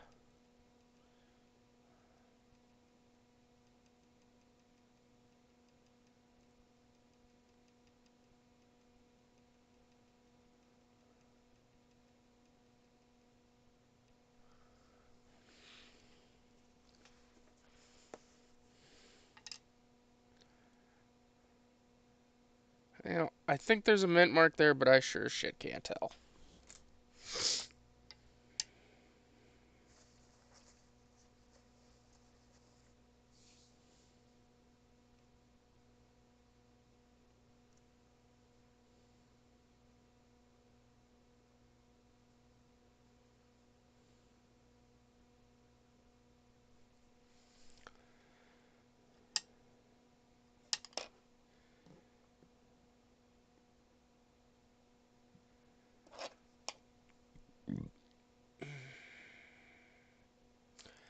You can always use a good light source to too is to use a black light or a UV light. Those will work good too. I have a light around here somewhere. I don't know what I did with it, but I do have one. Shine that across the surface. You can see lots of cool things. You can see like uh, just different changes in chemical or in the compositions and stuff. It's really easy to tell if something's been faked that way. I didn't know this. This came from a friend of mine. So I learn things every day too. There's a 1918 Philly right there. I don't believe it's got the 7 though, or 8/7 does not look like it.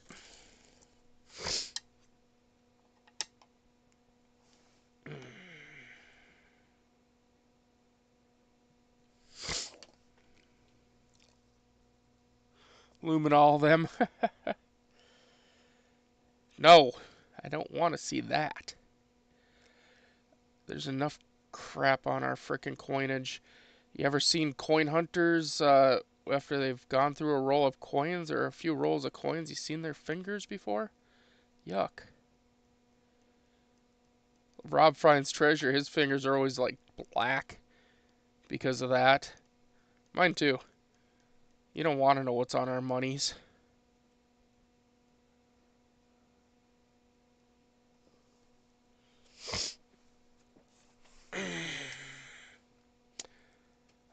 See, I see a Denver in there. I'm pretty sure that's a D down there.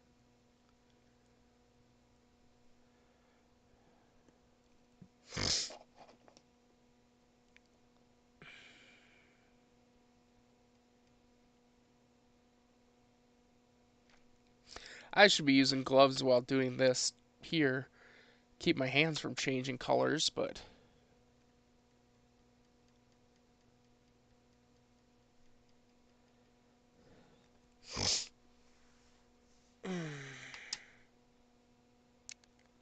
Boy, that's tough to see. I think it's a Denver there, though.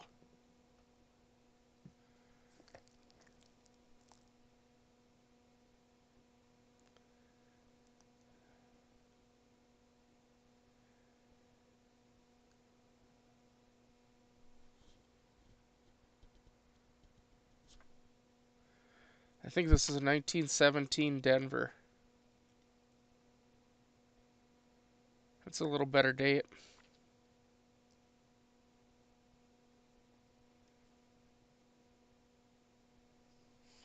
That's a better date.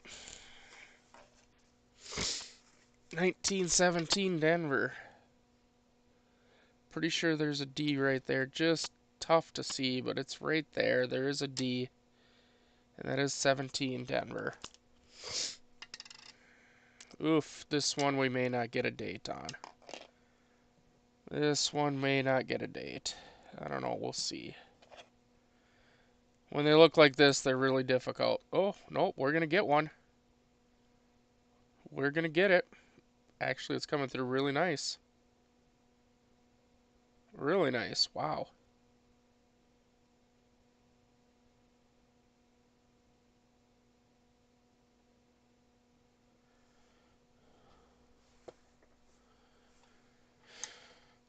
"1916 Philly." That actually came out really nice. Nice, nice, nice. I used to have so many freaking war nickels, it wasn't even funny. Now I have only a few nicer ones. You know, ones that still have mint luster and aren't beat up, still have a few steps even.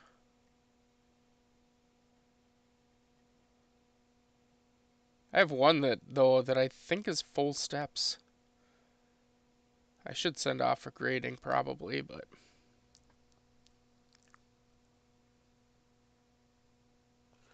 I did not. I know you mentioned that before, and I said I'd go look, and I have not done that yet. I should really do that probably. Maybe I'll watch some of your videos while I gotta I gotta do a little bit of work down here. I got so much stuff I gotta package up and ship.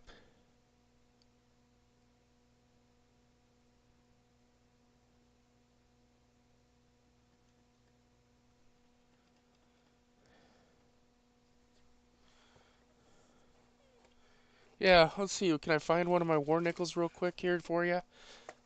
They're in here. 43 Denver.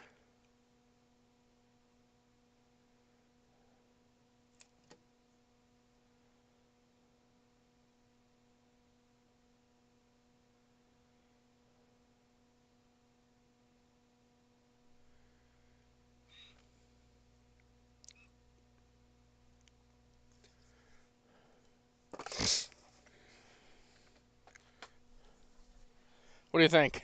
Huh?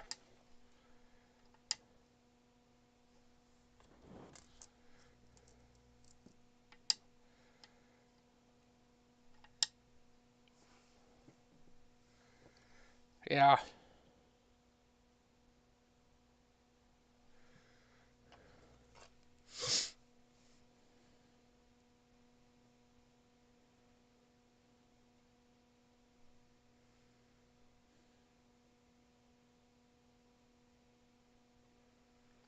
It kills me though to when I put them up. I've put them up for sale before on.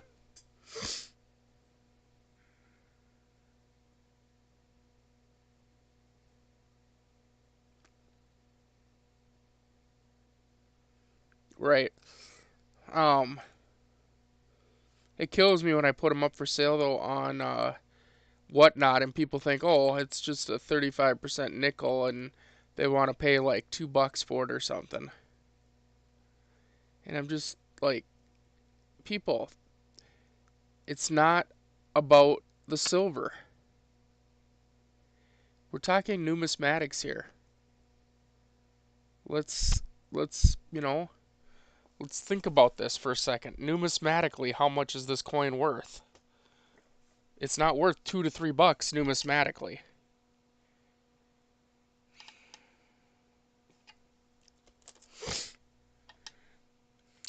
If we're talking silver content, you know what? Fine. Give me the crappy ones that have been beat to hell and stuff. I'll sell them at silver pricing. But like when they look like that, that's not a silver priced coin. That's not a junk silver coin. That's a numismatically expensive coin.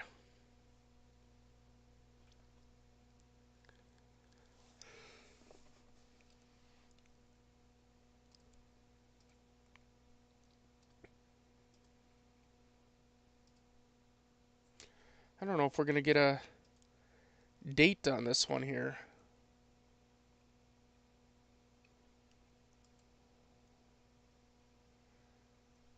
I mean, I hope we do, but I don't see one coming out yet.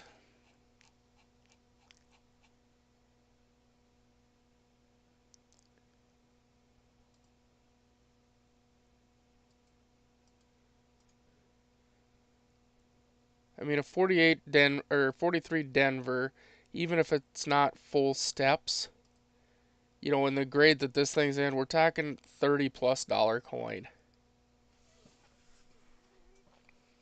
for that one. But when you tell somebody, oh, that's a $30 coin, they tell you, oh no, it's only 35% silver. Really? Oh, that's why we have this channel. Try to educate the public. Mostly try to educate the silver stackers that there is a difference. Yes, I am scrubbing this kind of hard.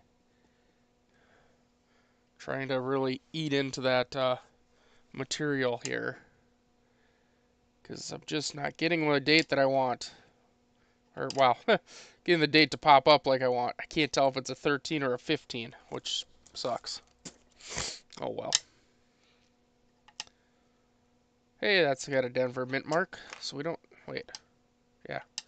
We don't need to worry about the reverse of this one, just try to get a date. Come on now.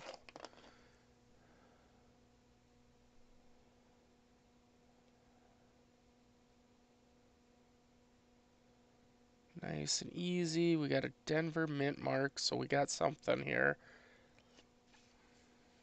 18? Do we have an 18 Denver? I mean, that wouldn't be so bad.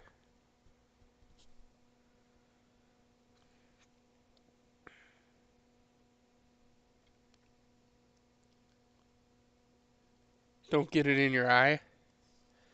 What, the ferric chloride?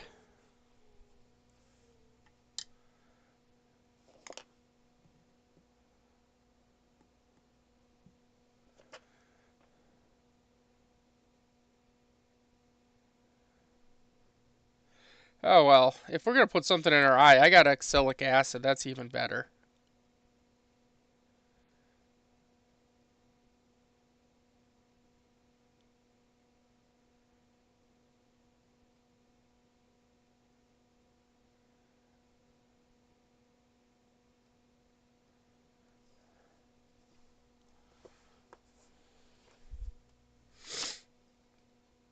Well, that is an 18 Denver right there.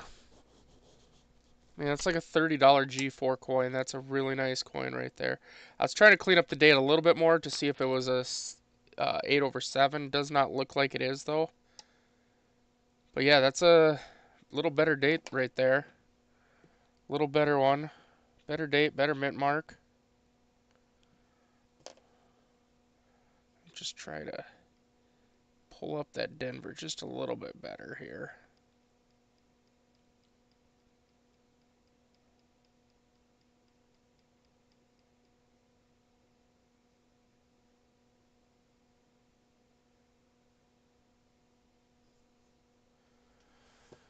Oh.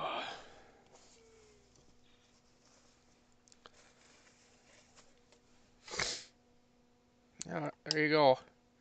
18 Denver. So yeah, that's a 18 Denver. That's a $30 G4 coin. So that's not bad. Oh, hey, look, we got a mint mark or a date on that one. I guess we don't have to deal with it. That's an 18. I don't see a mint mark though on that one. Let's see if we can't clean this up a little though.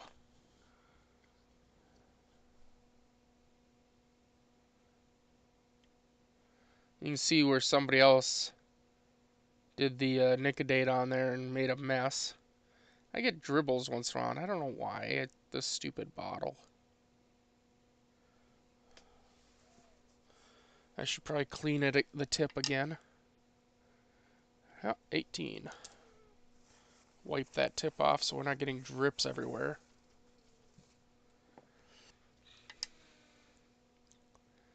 There's a 15.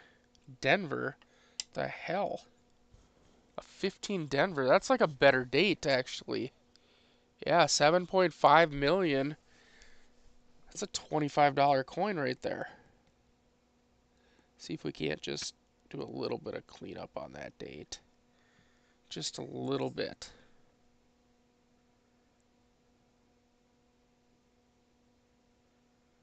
Just want to touch it up. Look at how big of an area they Nicodated, though. No need for that crap. That's an inexperienced person that did that. That's somebody with no experience that did that. Look at half the coin. I mean, literally half the coin they Nicodated. But yeah, that's a 1915 Denver right there.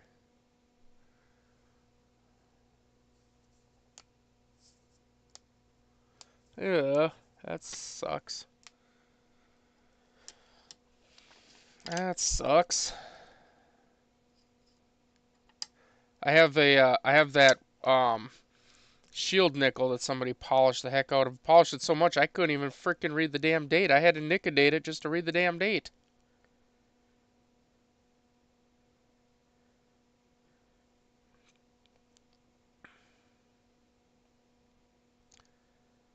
$19.23.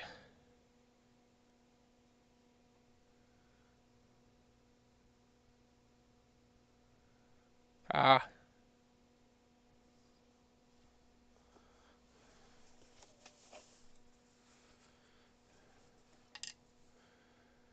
$19.23 Philly. Pretty common.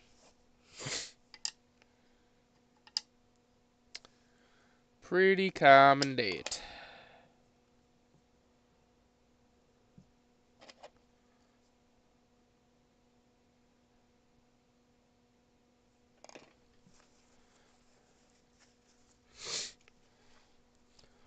Yeah, where is that dang thing? Oh yeah, I was gonna do that. We're gonna do a fun thing here in a second. Actually, no, I think I might have sold that nickel. I think I sold that shield nickel. It went for a lot too. The one that was polished. Yeah, I did. I sold it.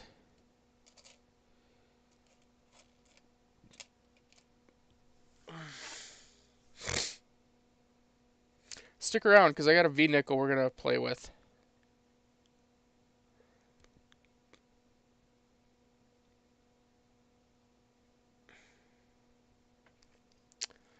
I got a V-nickel we're going to play with in a little bit here.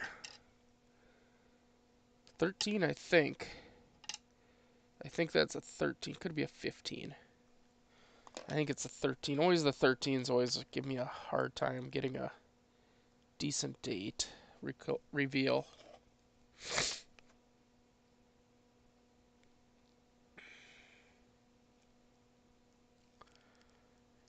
Again, everybody always asks me, does this only work for Buffalo nickels? No, it does not. It works on all the nickels. All the nickels that are, well, nickel-based. The Buffalo nickels, the V-nickels, the shield nickels. Works on all of them.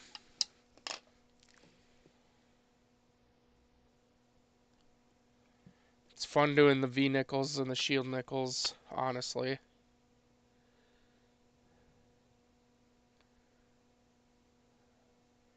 I find them almost more exciting than these.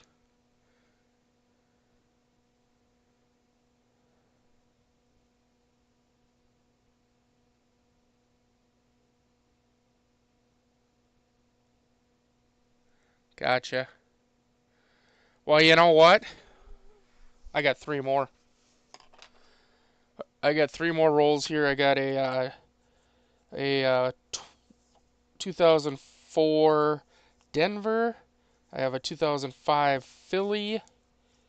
And then I have one that's in a Dunbar wrapper that has the Buffaloes on it, and I could not tell you anything about it beyond that. I couldn't tell you if it's a 2005 Philly or Denver. I don't know. I'm thinking maybe I should open that one just in case it's the 2005 Denver for the speared Buffaloes because it's showing me reverse on both sides, so I can't tell you whether it's Philly or Denver. There's a 16 right there.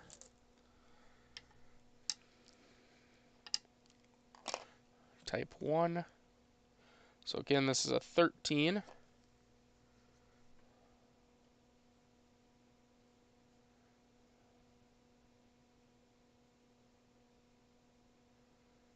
But yes, I do have another 2004 Phil or Denver here. The ends are toned very nicely, in fact. So I guess I'll set that off to the side for you, huh? But you did get that one that was the that I told everybody not to bid on, or I'd give them a flip with poop in it. So you did get that one. So there is that. Play with the V nickel. Okay, let's play with the V nickel. Get out of here. Nobody likes you anymore. Actually, I want to see. Did we find anything? Doesn't look like it. All right. Which V nickel? Should I play with this one? Let's see.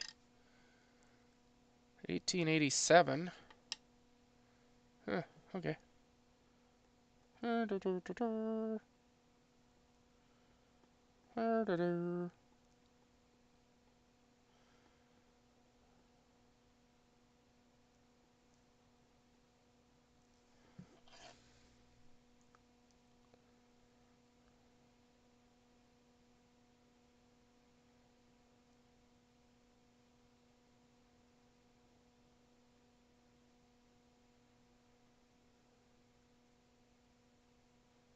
I don't recommend people doing a whole damn nickel, but you can.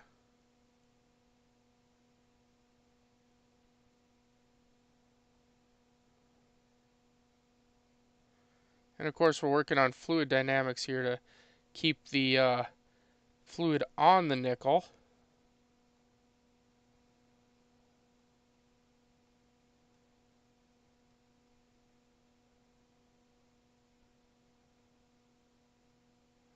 And we're going to put our finger in it because that's a good idea.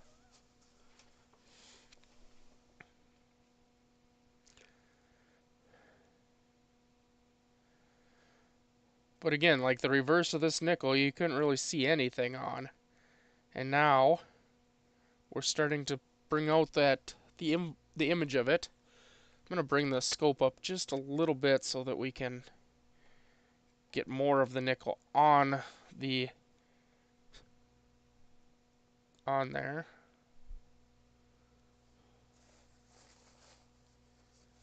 Just don't lick your fingers. Pick your nose instead, because I'm sure that'll feel good right up in the nose place.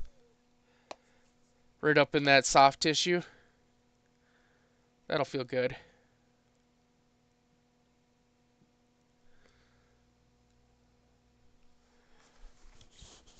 That seems like a grand idea, right? Rub your eye, that kind of thing. Scratch your balls, I don't know. Oh, yeah, it's getting late here, too. Alright, let's see.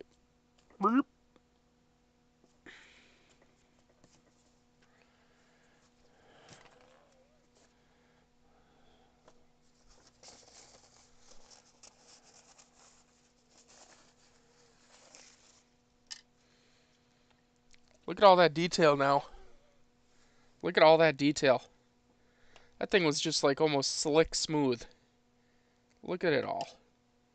We can do the same with the Avers here.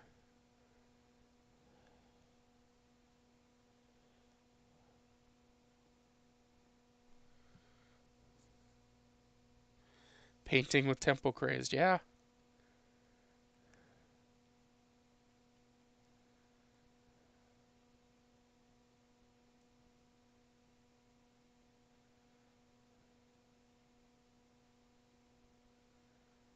Look at this. Look at this. The crown is even kind of coming up on it. We can start to bring up some of her hair.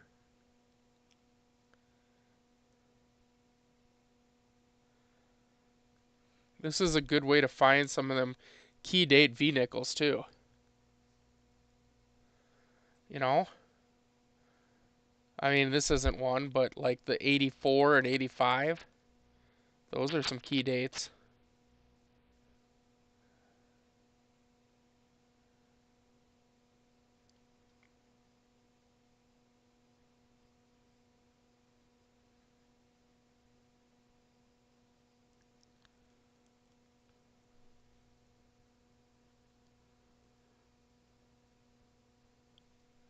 Right?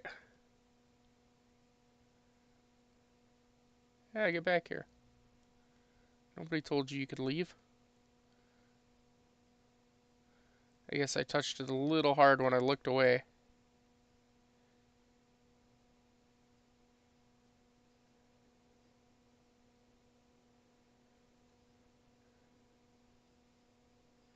You think I'd get cleaned at this point if I sent it off for a grading? No, actually, what I'd probably wouldn't get cleaned. I'd probably get um, damaged. But Annex would grade it. They'd grade it. They'd put,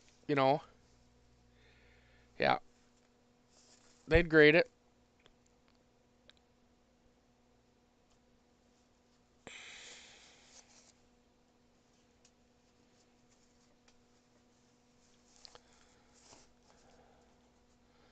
All right.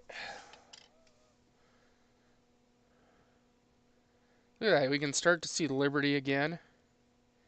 Now, I have a proprietary solution that we're going to put on this. And no, you can't know what it is because, again, it's proprietary. It's something that I have used some different chemicals and different things into to build. But we're going to try a little bit of it here.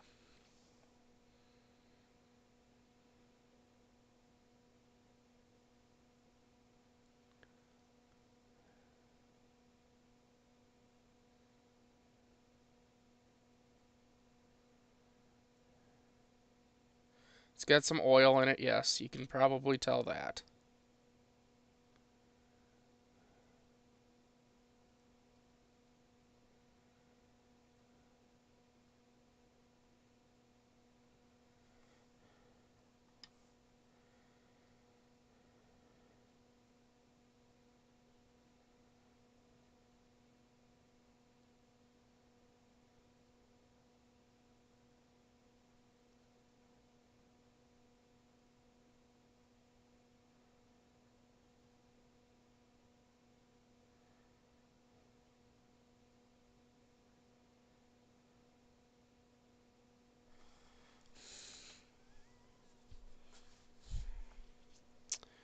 Now let me just get something here.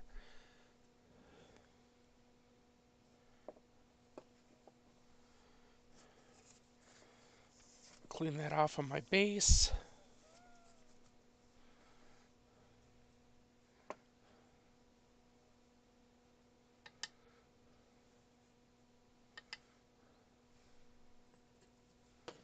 There we go.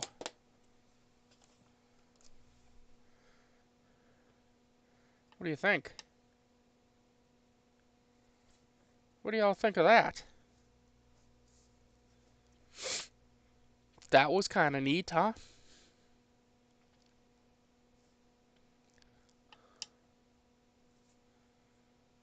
Nido Burrito. Got another one here. That one's in good shape. But it is an 1883.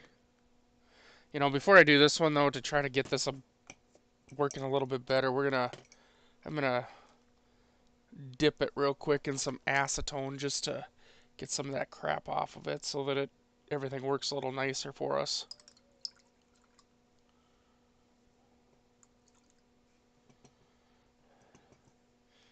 Get the oils off of it, you know.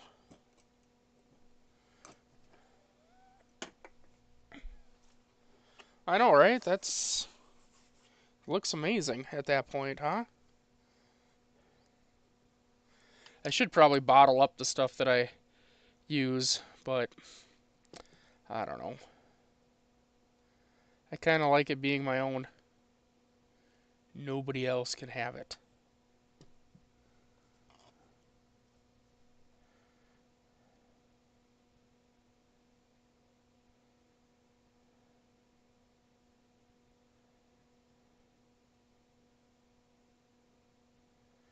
See how everything's spreading a little easier now that I did that in acetone too?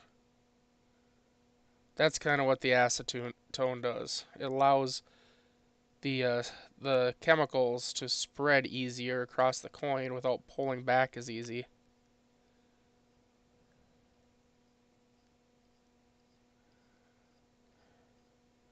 Now, of course, this is a first year issue, 1883, V nickel. And I was saving the this part for my live stream anyway, so you guys could watch the coins details actually come through, because that's really cool.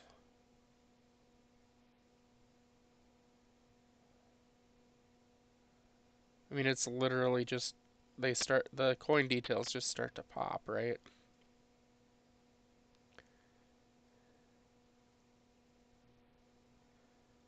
Should we clean her ear?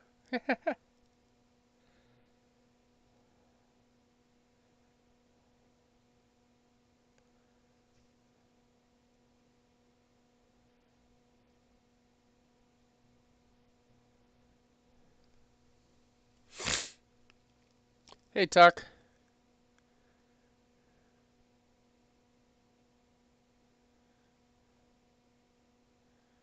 We're playing with V nickels that didn't have any discernible parts. I mean, these ones I didn't even have dates, and now this one has a date. I mean, I did that before, but now we got more detail.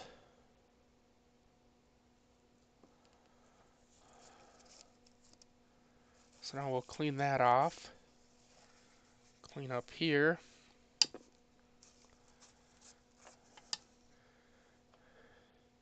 And I could go further with it. This is not bad, but I mean, I could go further with it. But we know that it's an 1883. We know it's with cents on the reverse here. But let's give her some stuff. Give her some of the juice.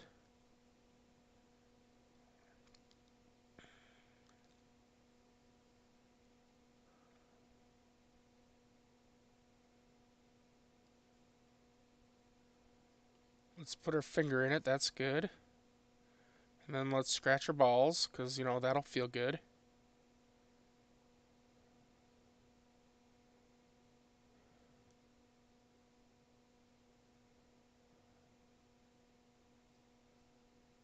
Come on.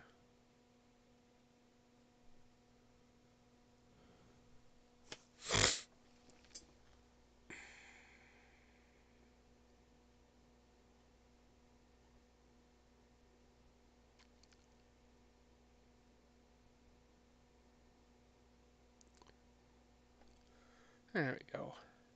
Pretty good coverage. Okay.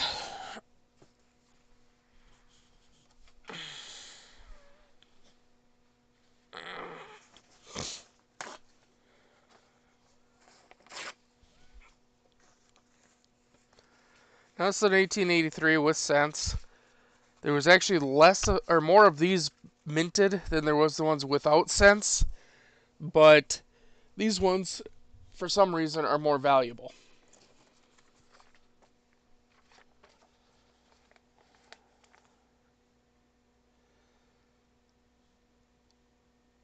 So at a G4, a 1883 with cent is a $20 coin.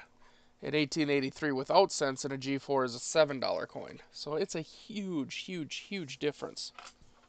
It really is.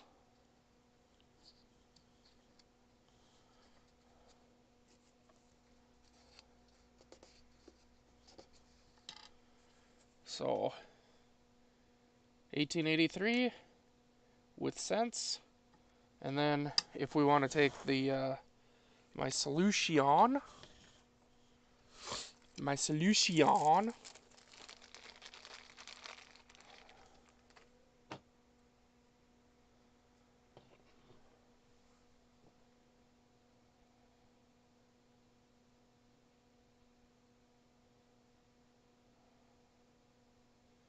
and I'm rolling the Q-tip across the surface.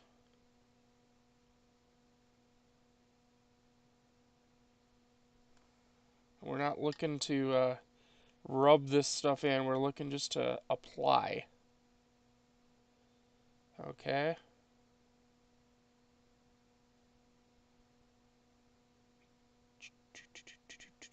Get it into all the cracks and crevices. We can start popping some of those details up.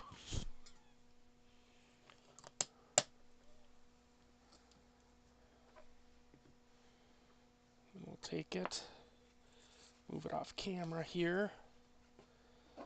I put it in just a soft cloth, not even like, not a paper towel or anything, just a soft cloth here.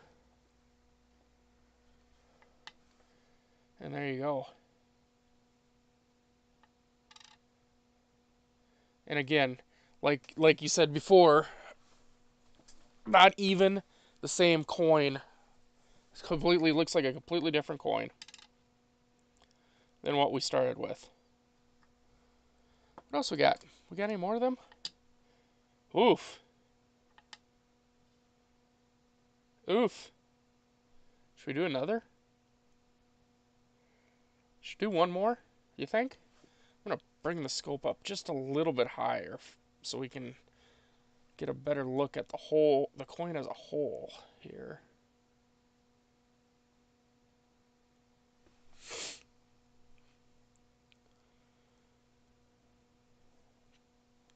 Alright, if we're going to do one more, gotta get the acetone out again. And the tweezers. I use coated tweezers, by the way, if anybody was wondering. You gotta be you gotta go easy on it. But the coated tweezers, they help keep the coin safe from scratches and stuff. In case anybody was wondering.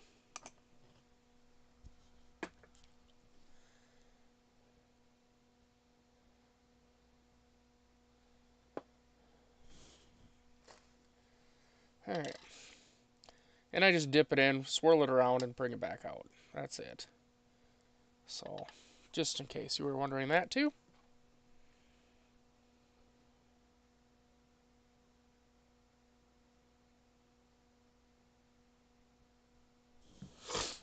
Now let's push that Nicodate off to the edges.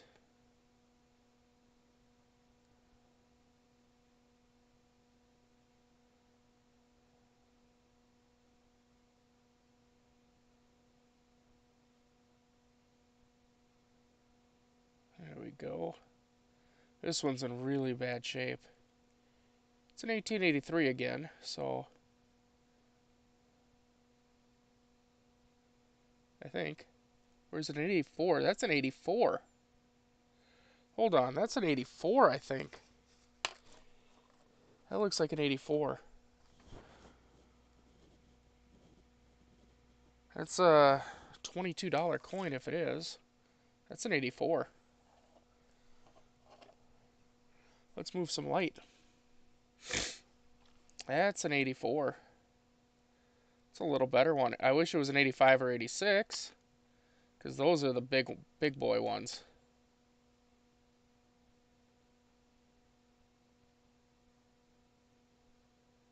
Those are the big dogs. Let the big dog hunt.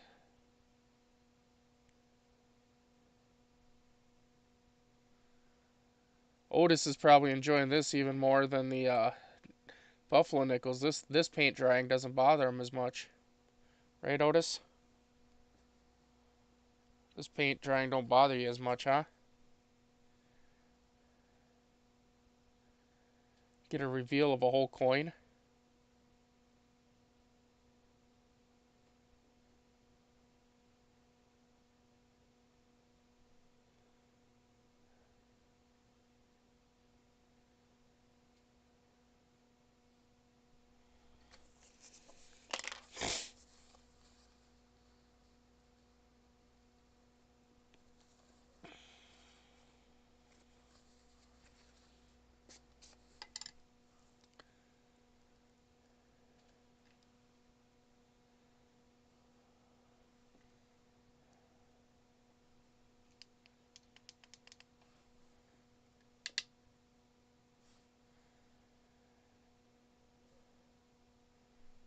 $18.84.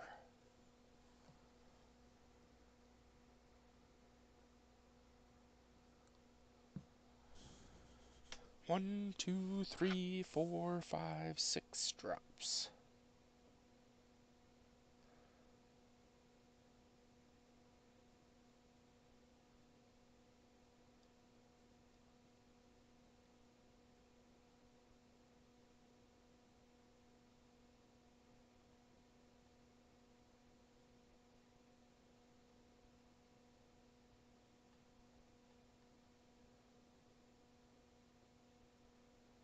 You go through a lot more nicodate doing this, though.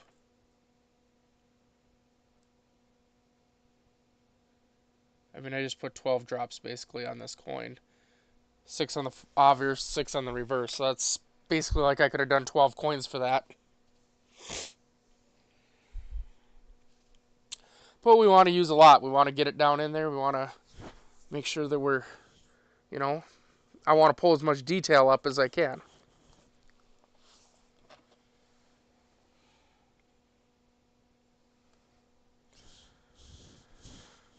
I'm going to grab tweezers that I have over here. It's little fine tip tweezers to help kind of hold this coin around here.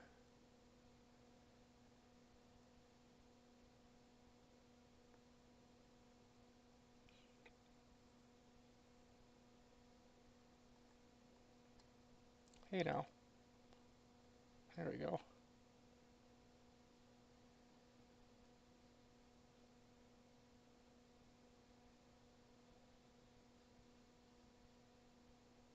Dog hair.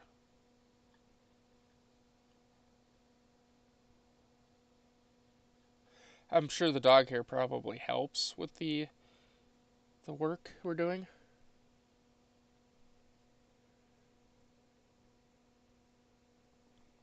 Liquid luster juice. I mean, the stuff I use does actually kind of bring up a little bit, but I mean, these you ain't gonna.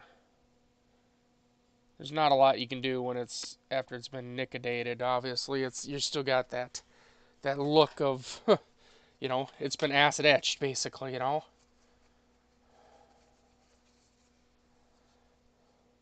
I'll tell you, it has olive oil in it. It's got other things, but olive oil, yes.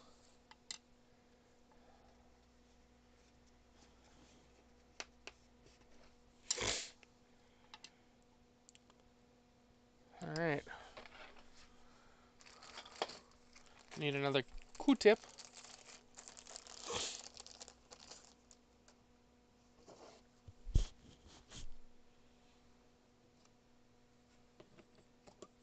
Slick V-nickels, yeah.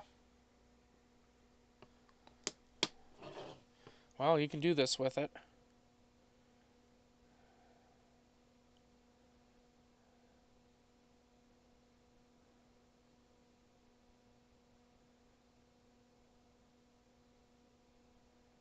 1884. Now doing this really pisses people off, by the way. Doing the whole coin like this. That really irritates the people out there. Well, you don't need to do that much of it. You could just do the date, and you already know it's a V-nickel, so you don't need the rest of it like that. Yep, you're right. I don't. Still gonna do it. Still gonna do it.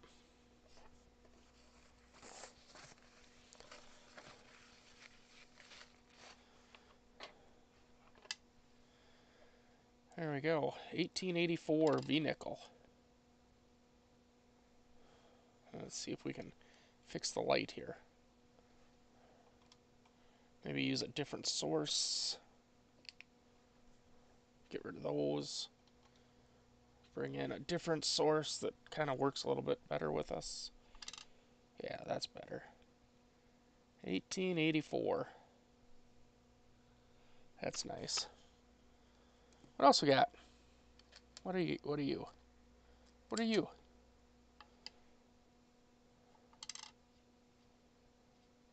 That's another 1883 that I did.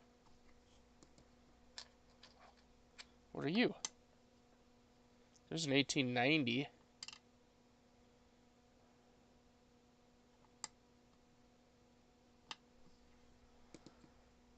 What else we got here? Oh, here we go. Here's a shield nickel.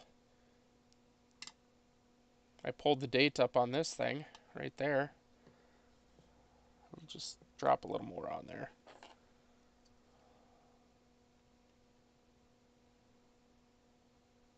Do a little bigger area.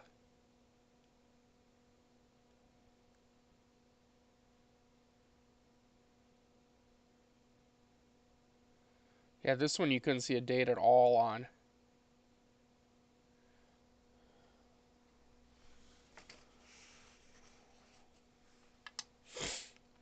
Now you can. 1869. 1869 shield nickel. And if you want to know what my juice does on something like this,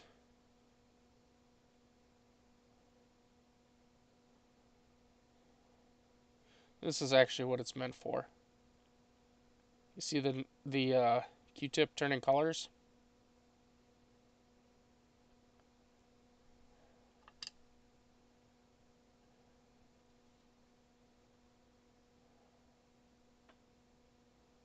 And I have used this stuff and sent off to grading and not got back cleaned.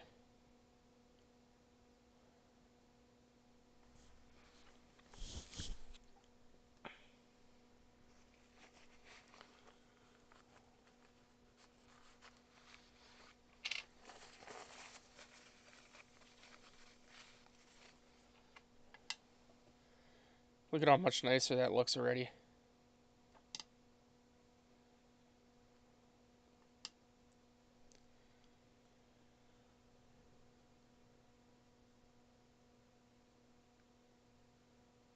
Yeah.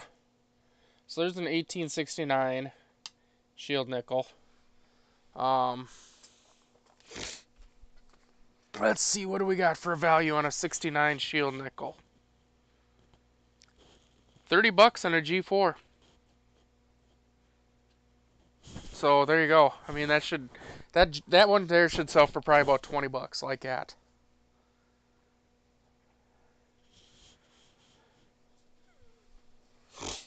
So that's fun, right? I think that's all I got, isn't it? I don't know. Let's see what else. What's that? Well, that's just a good old V-nickel, 1900s. Just randomly. That's nice. What else? There's a V-nickel, 1890 something. I don't know.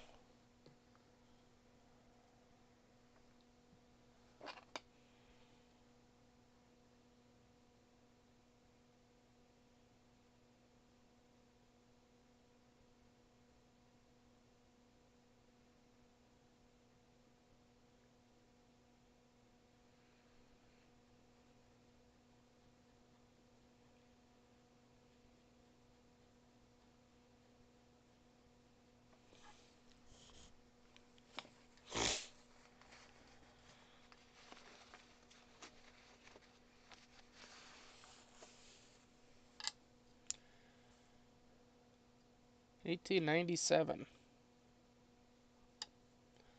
Look at that reverse. There's nothing there.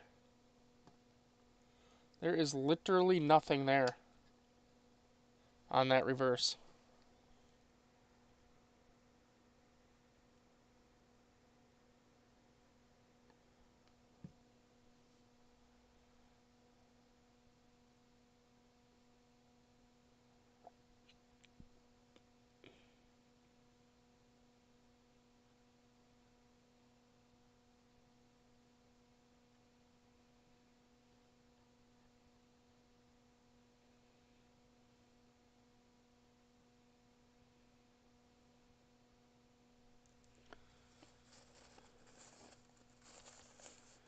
All right.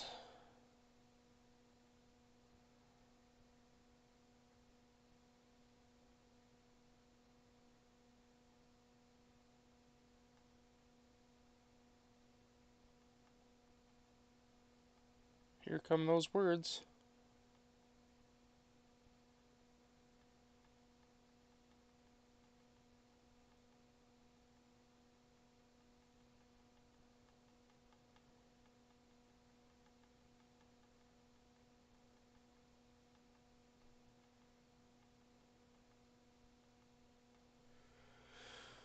Well, this has been fun, huh?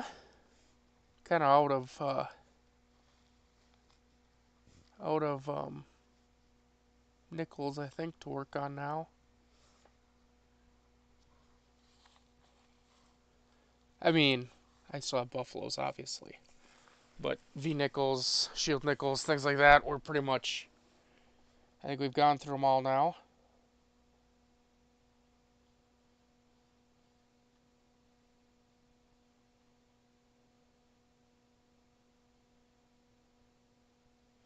Yeah, just put your finger in it. What the hell?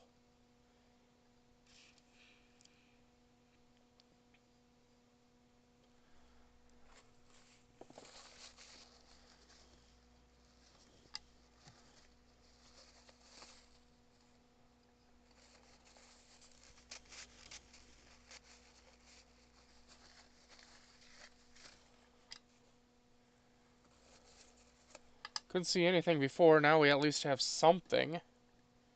It's not. It's nothing to write home about, I guess, but there is something there now, at least. So there you have that, huh? Alright, folks. Well, I think I'm going to kick it from here. We've been running for almost 2.5 hours. So it's been a good stream. I think I'm going to jump off here now, and I got a whole bunch of packaging from my show earlier today that I got to do. So I can get some stuff out tomorrow. Yeah, good night. Have a good one, everybody. Thanks for joining me. As always, what do I say? Have a good one. Bye.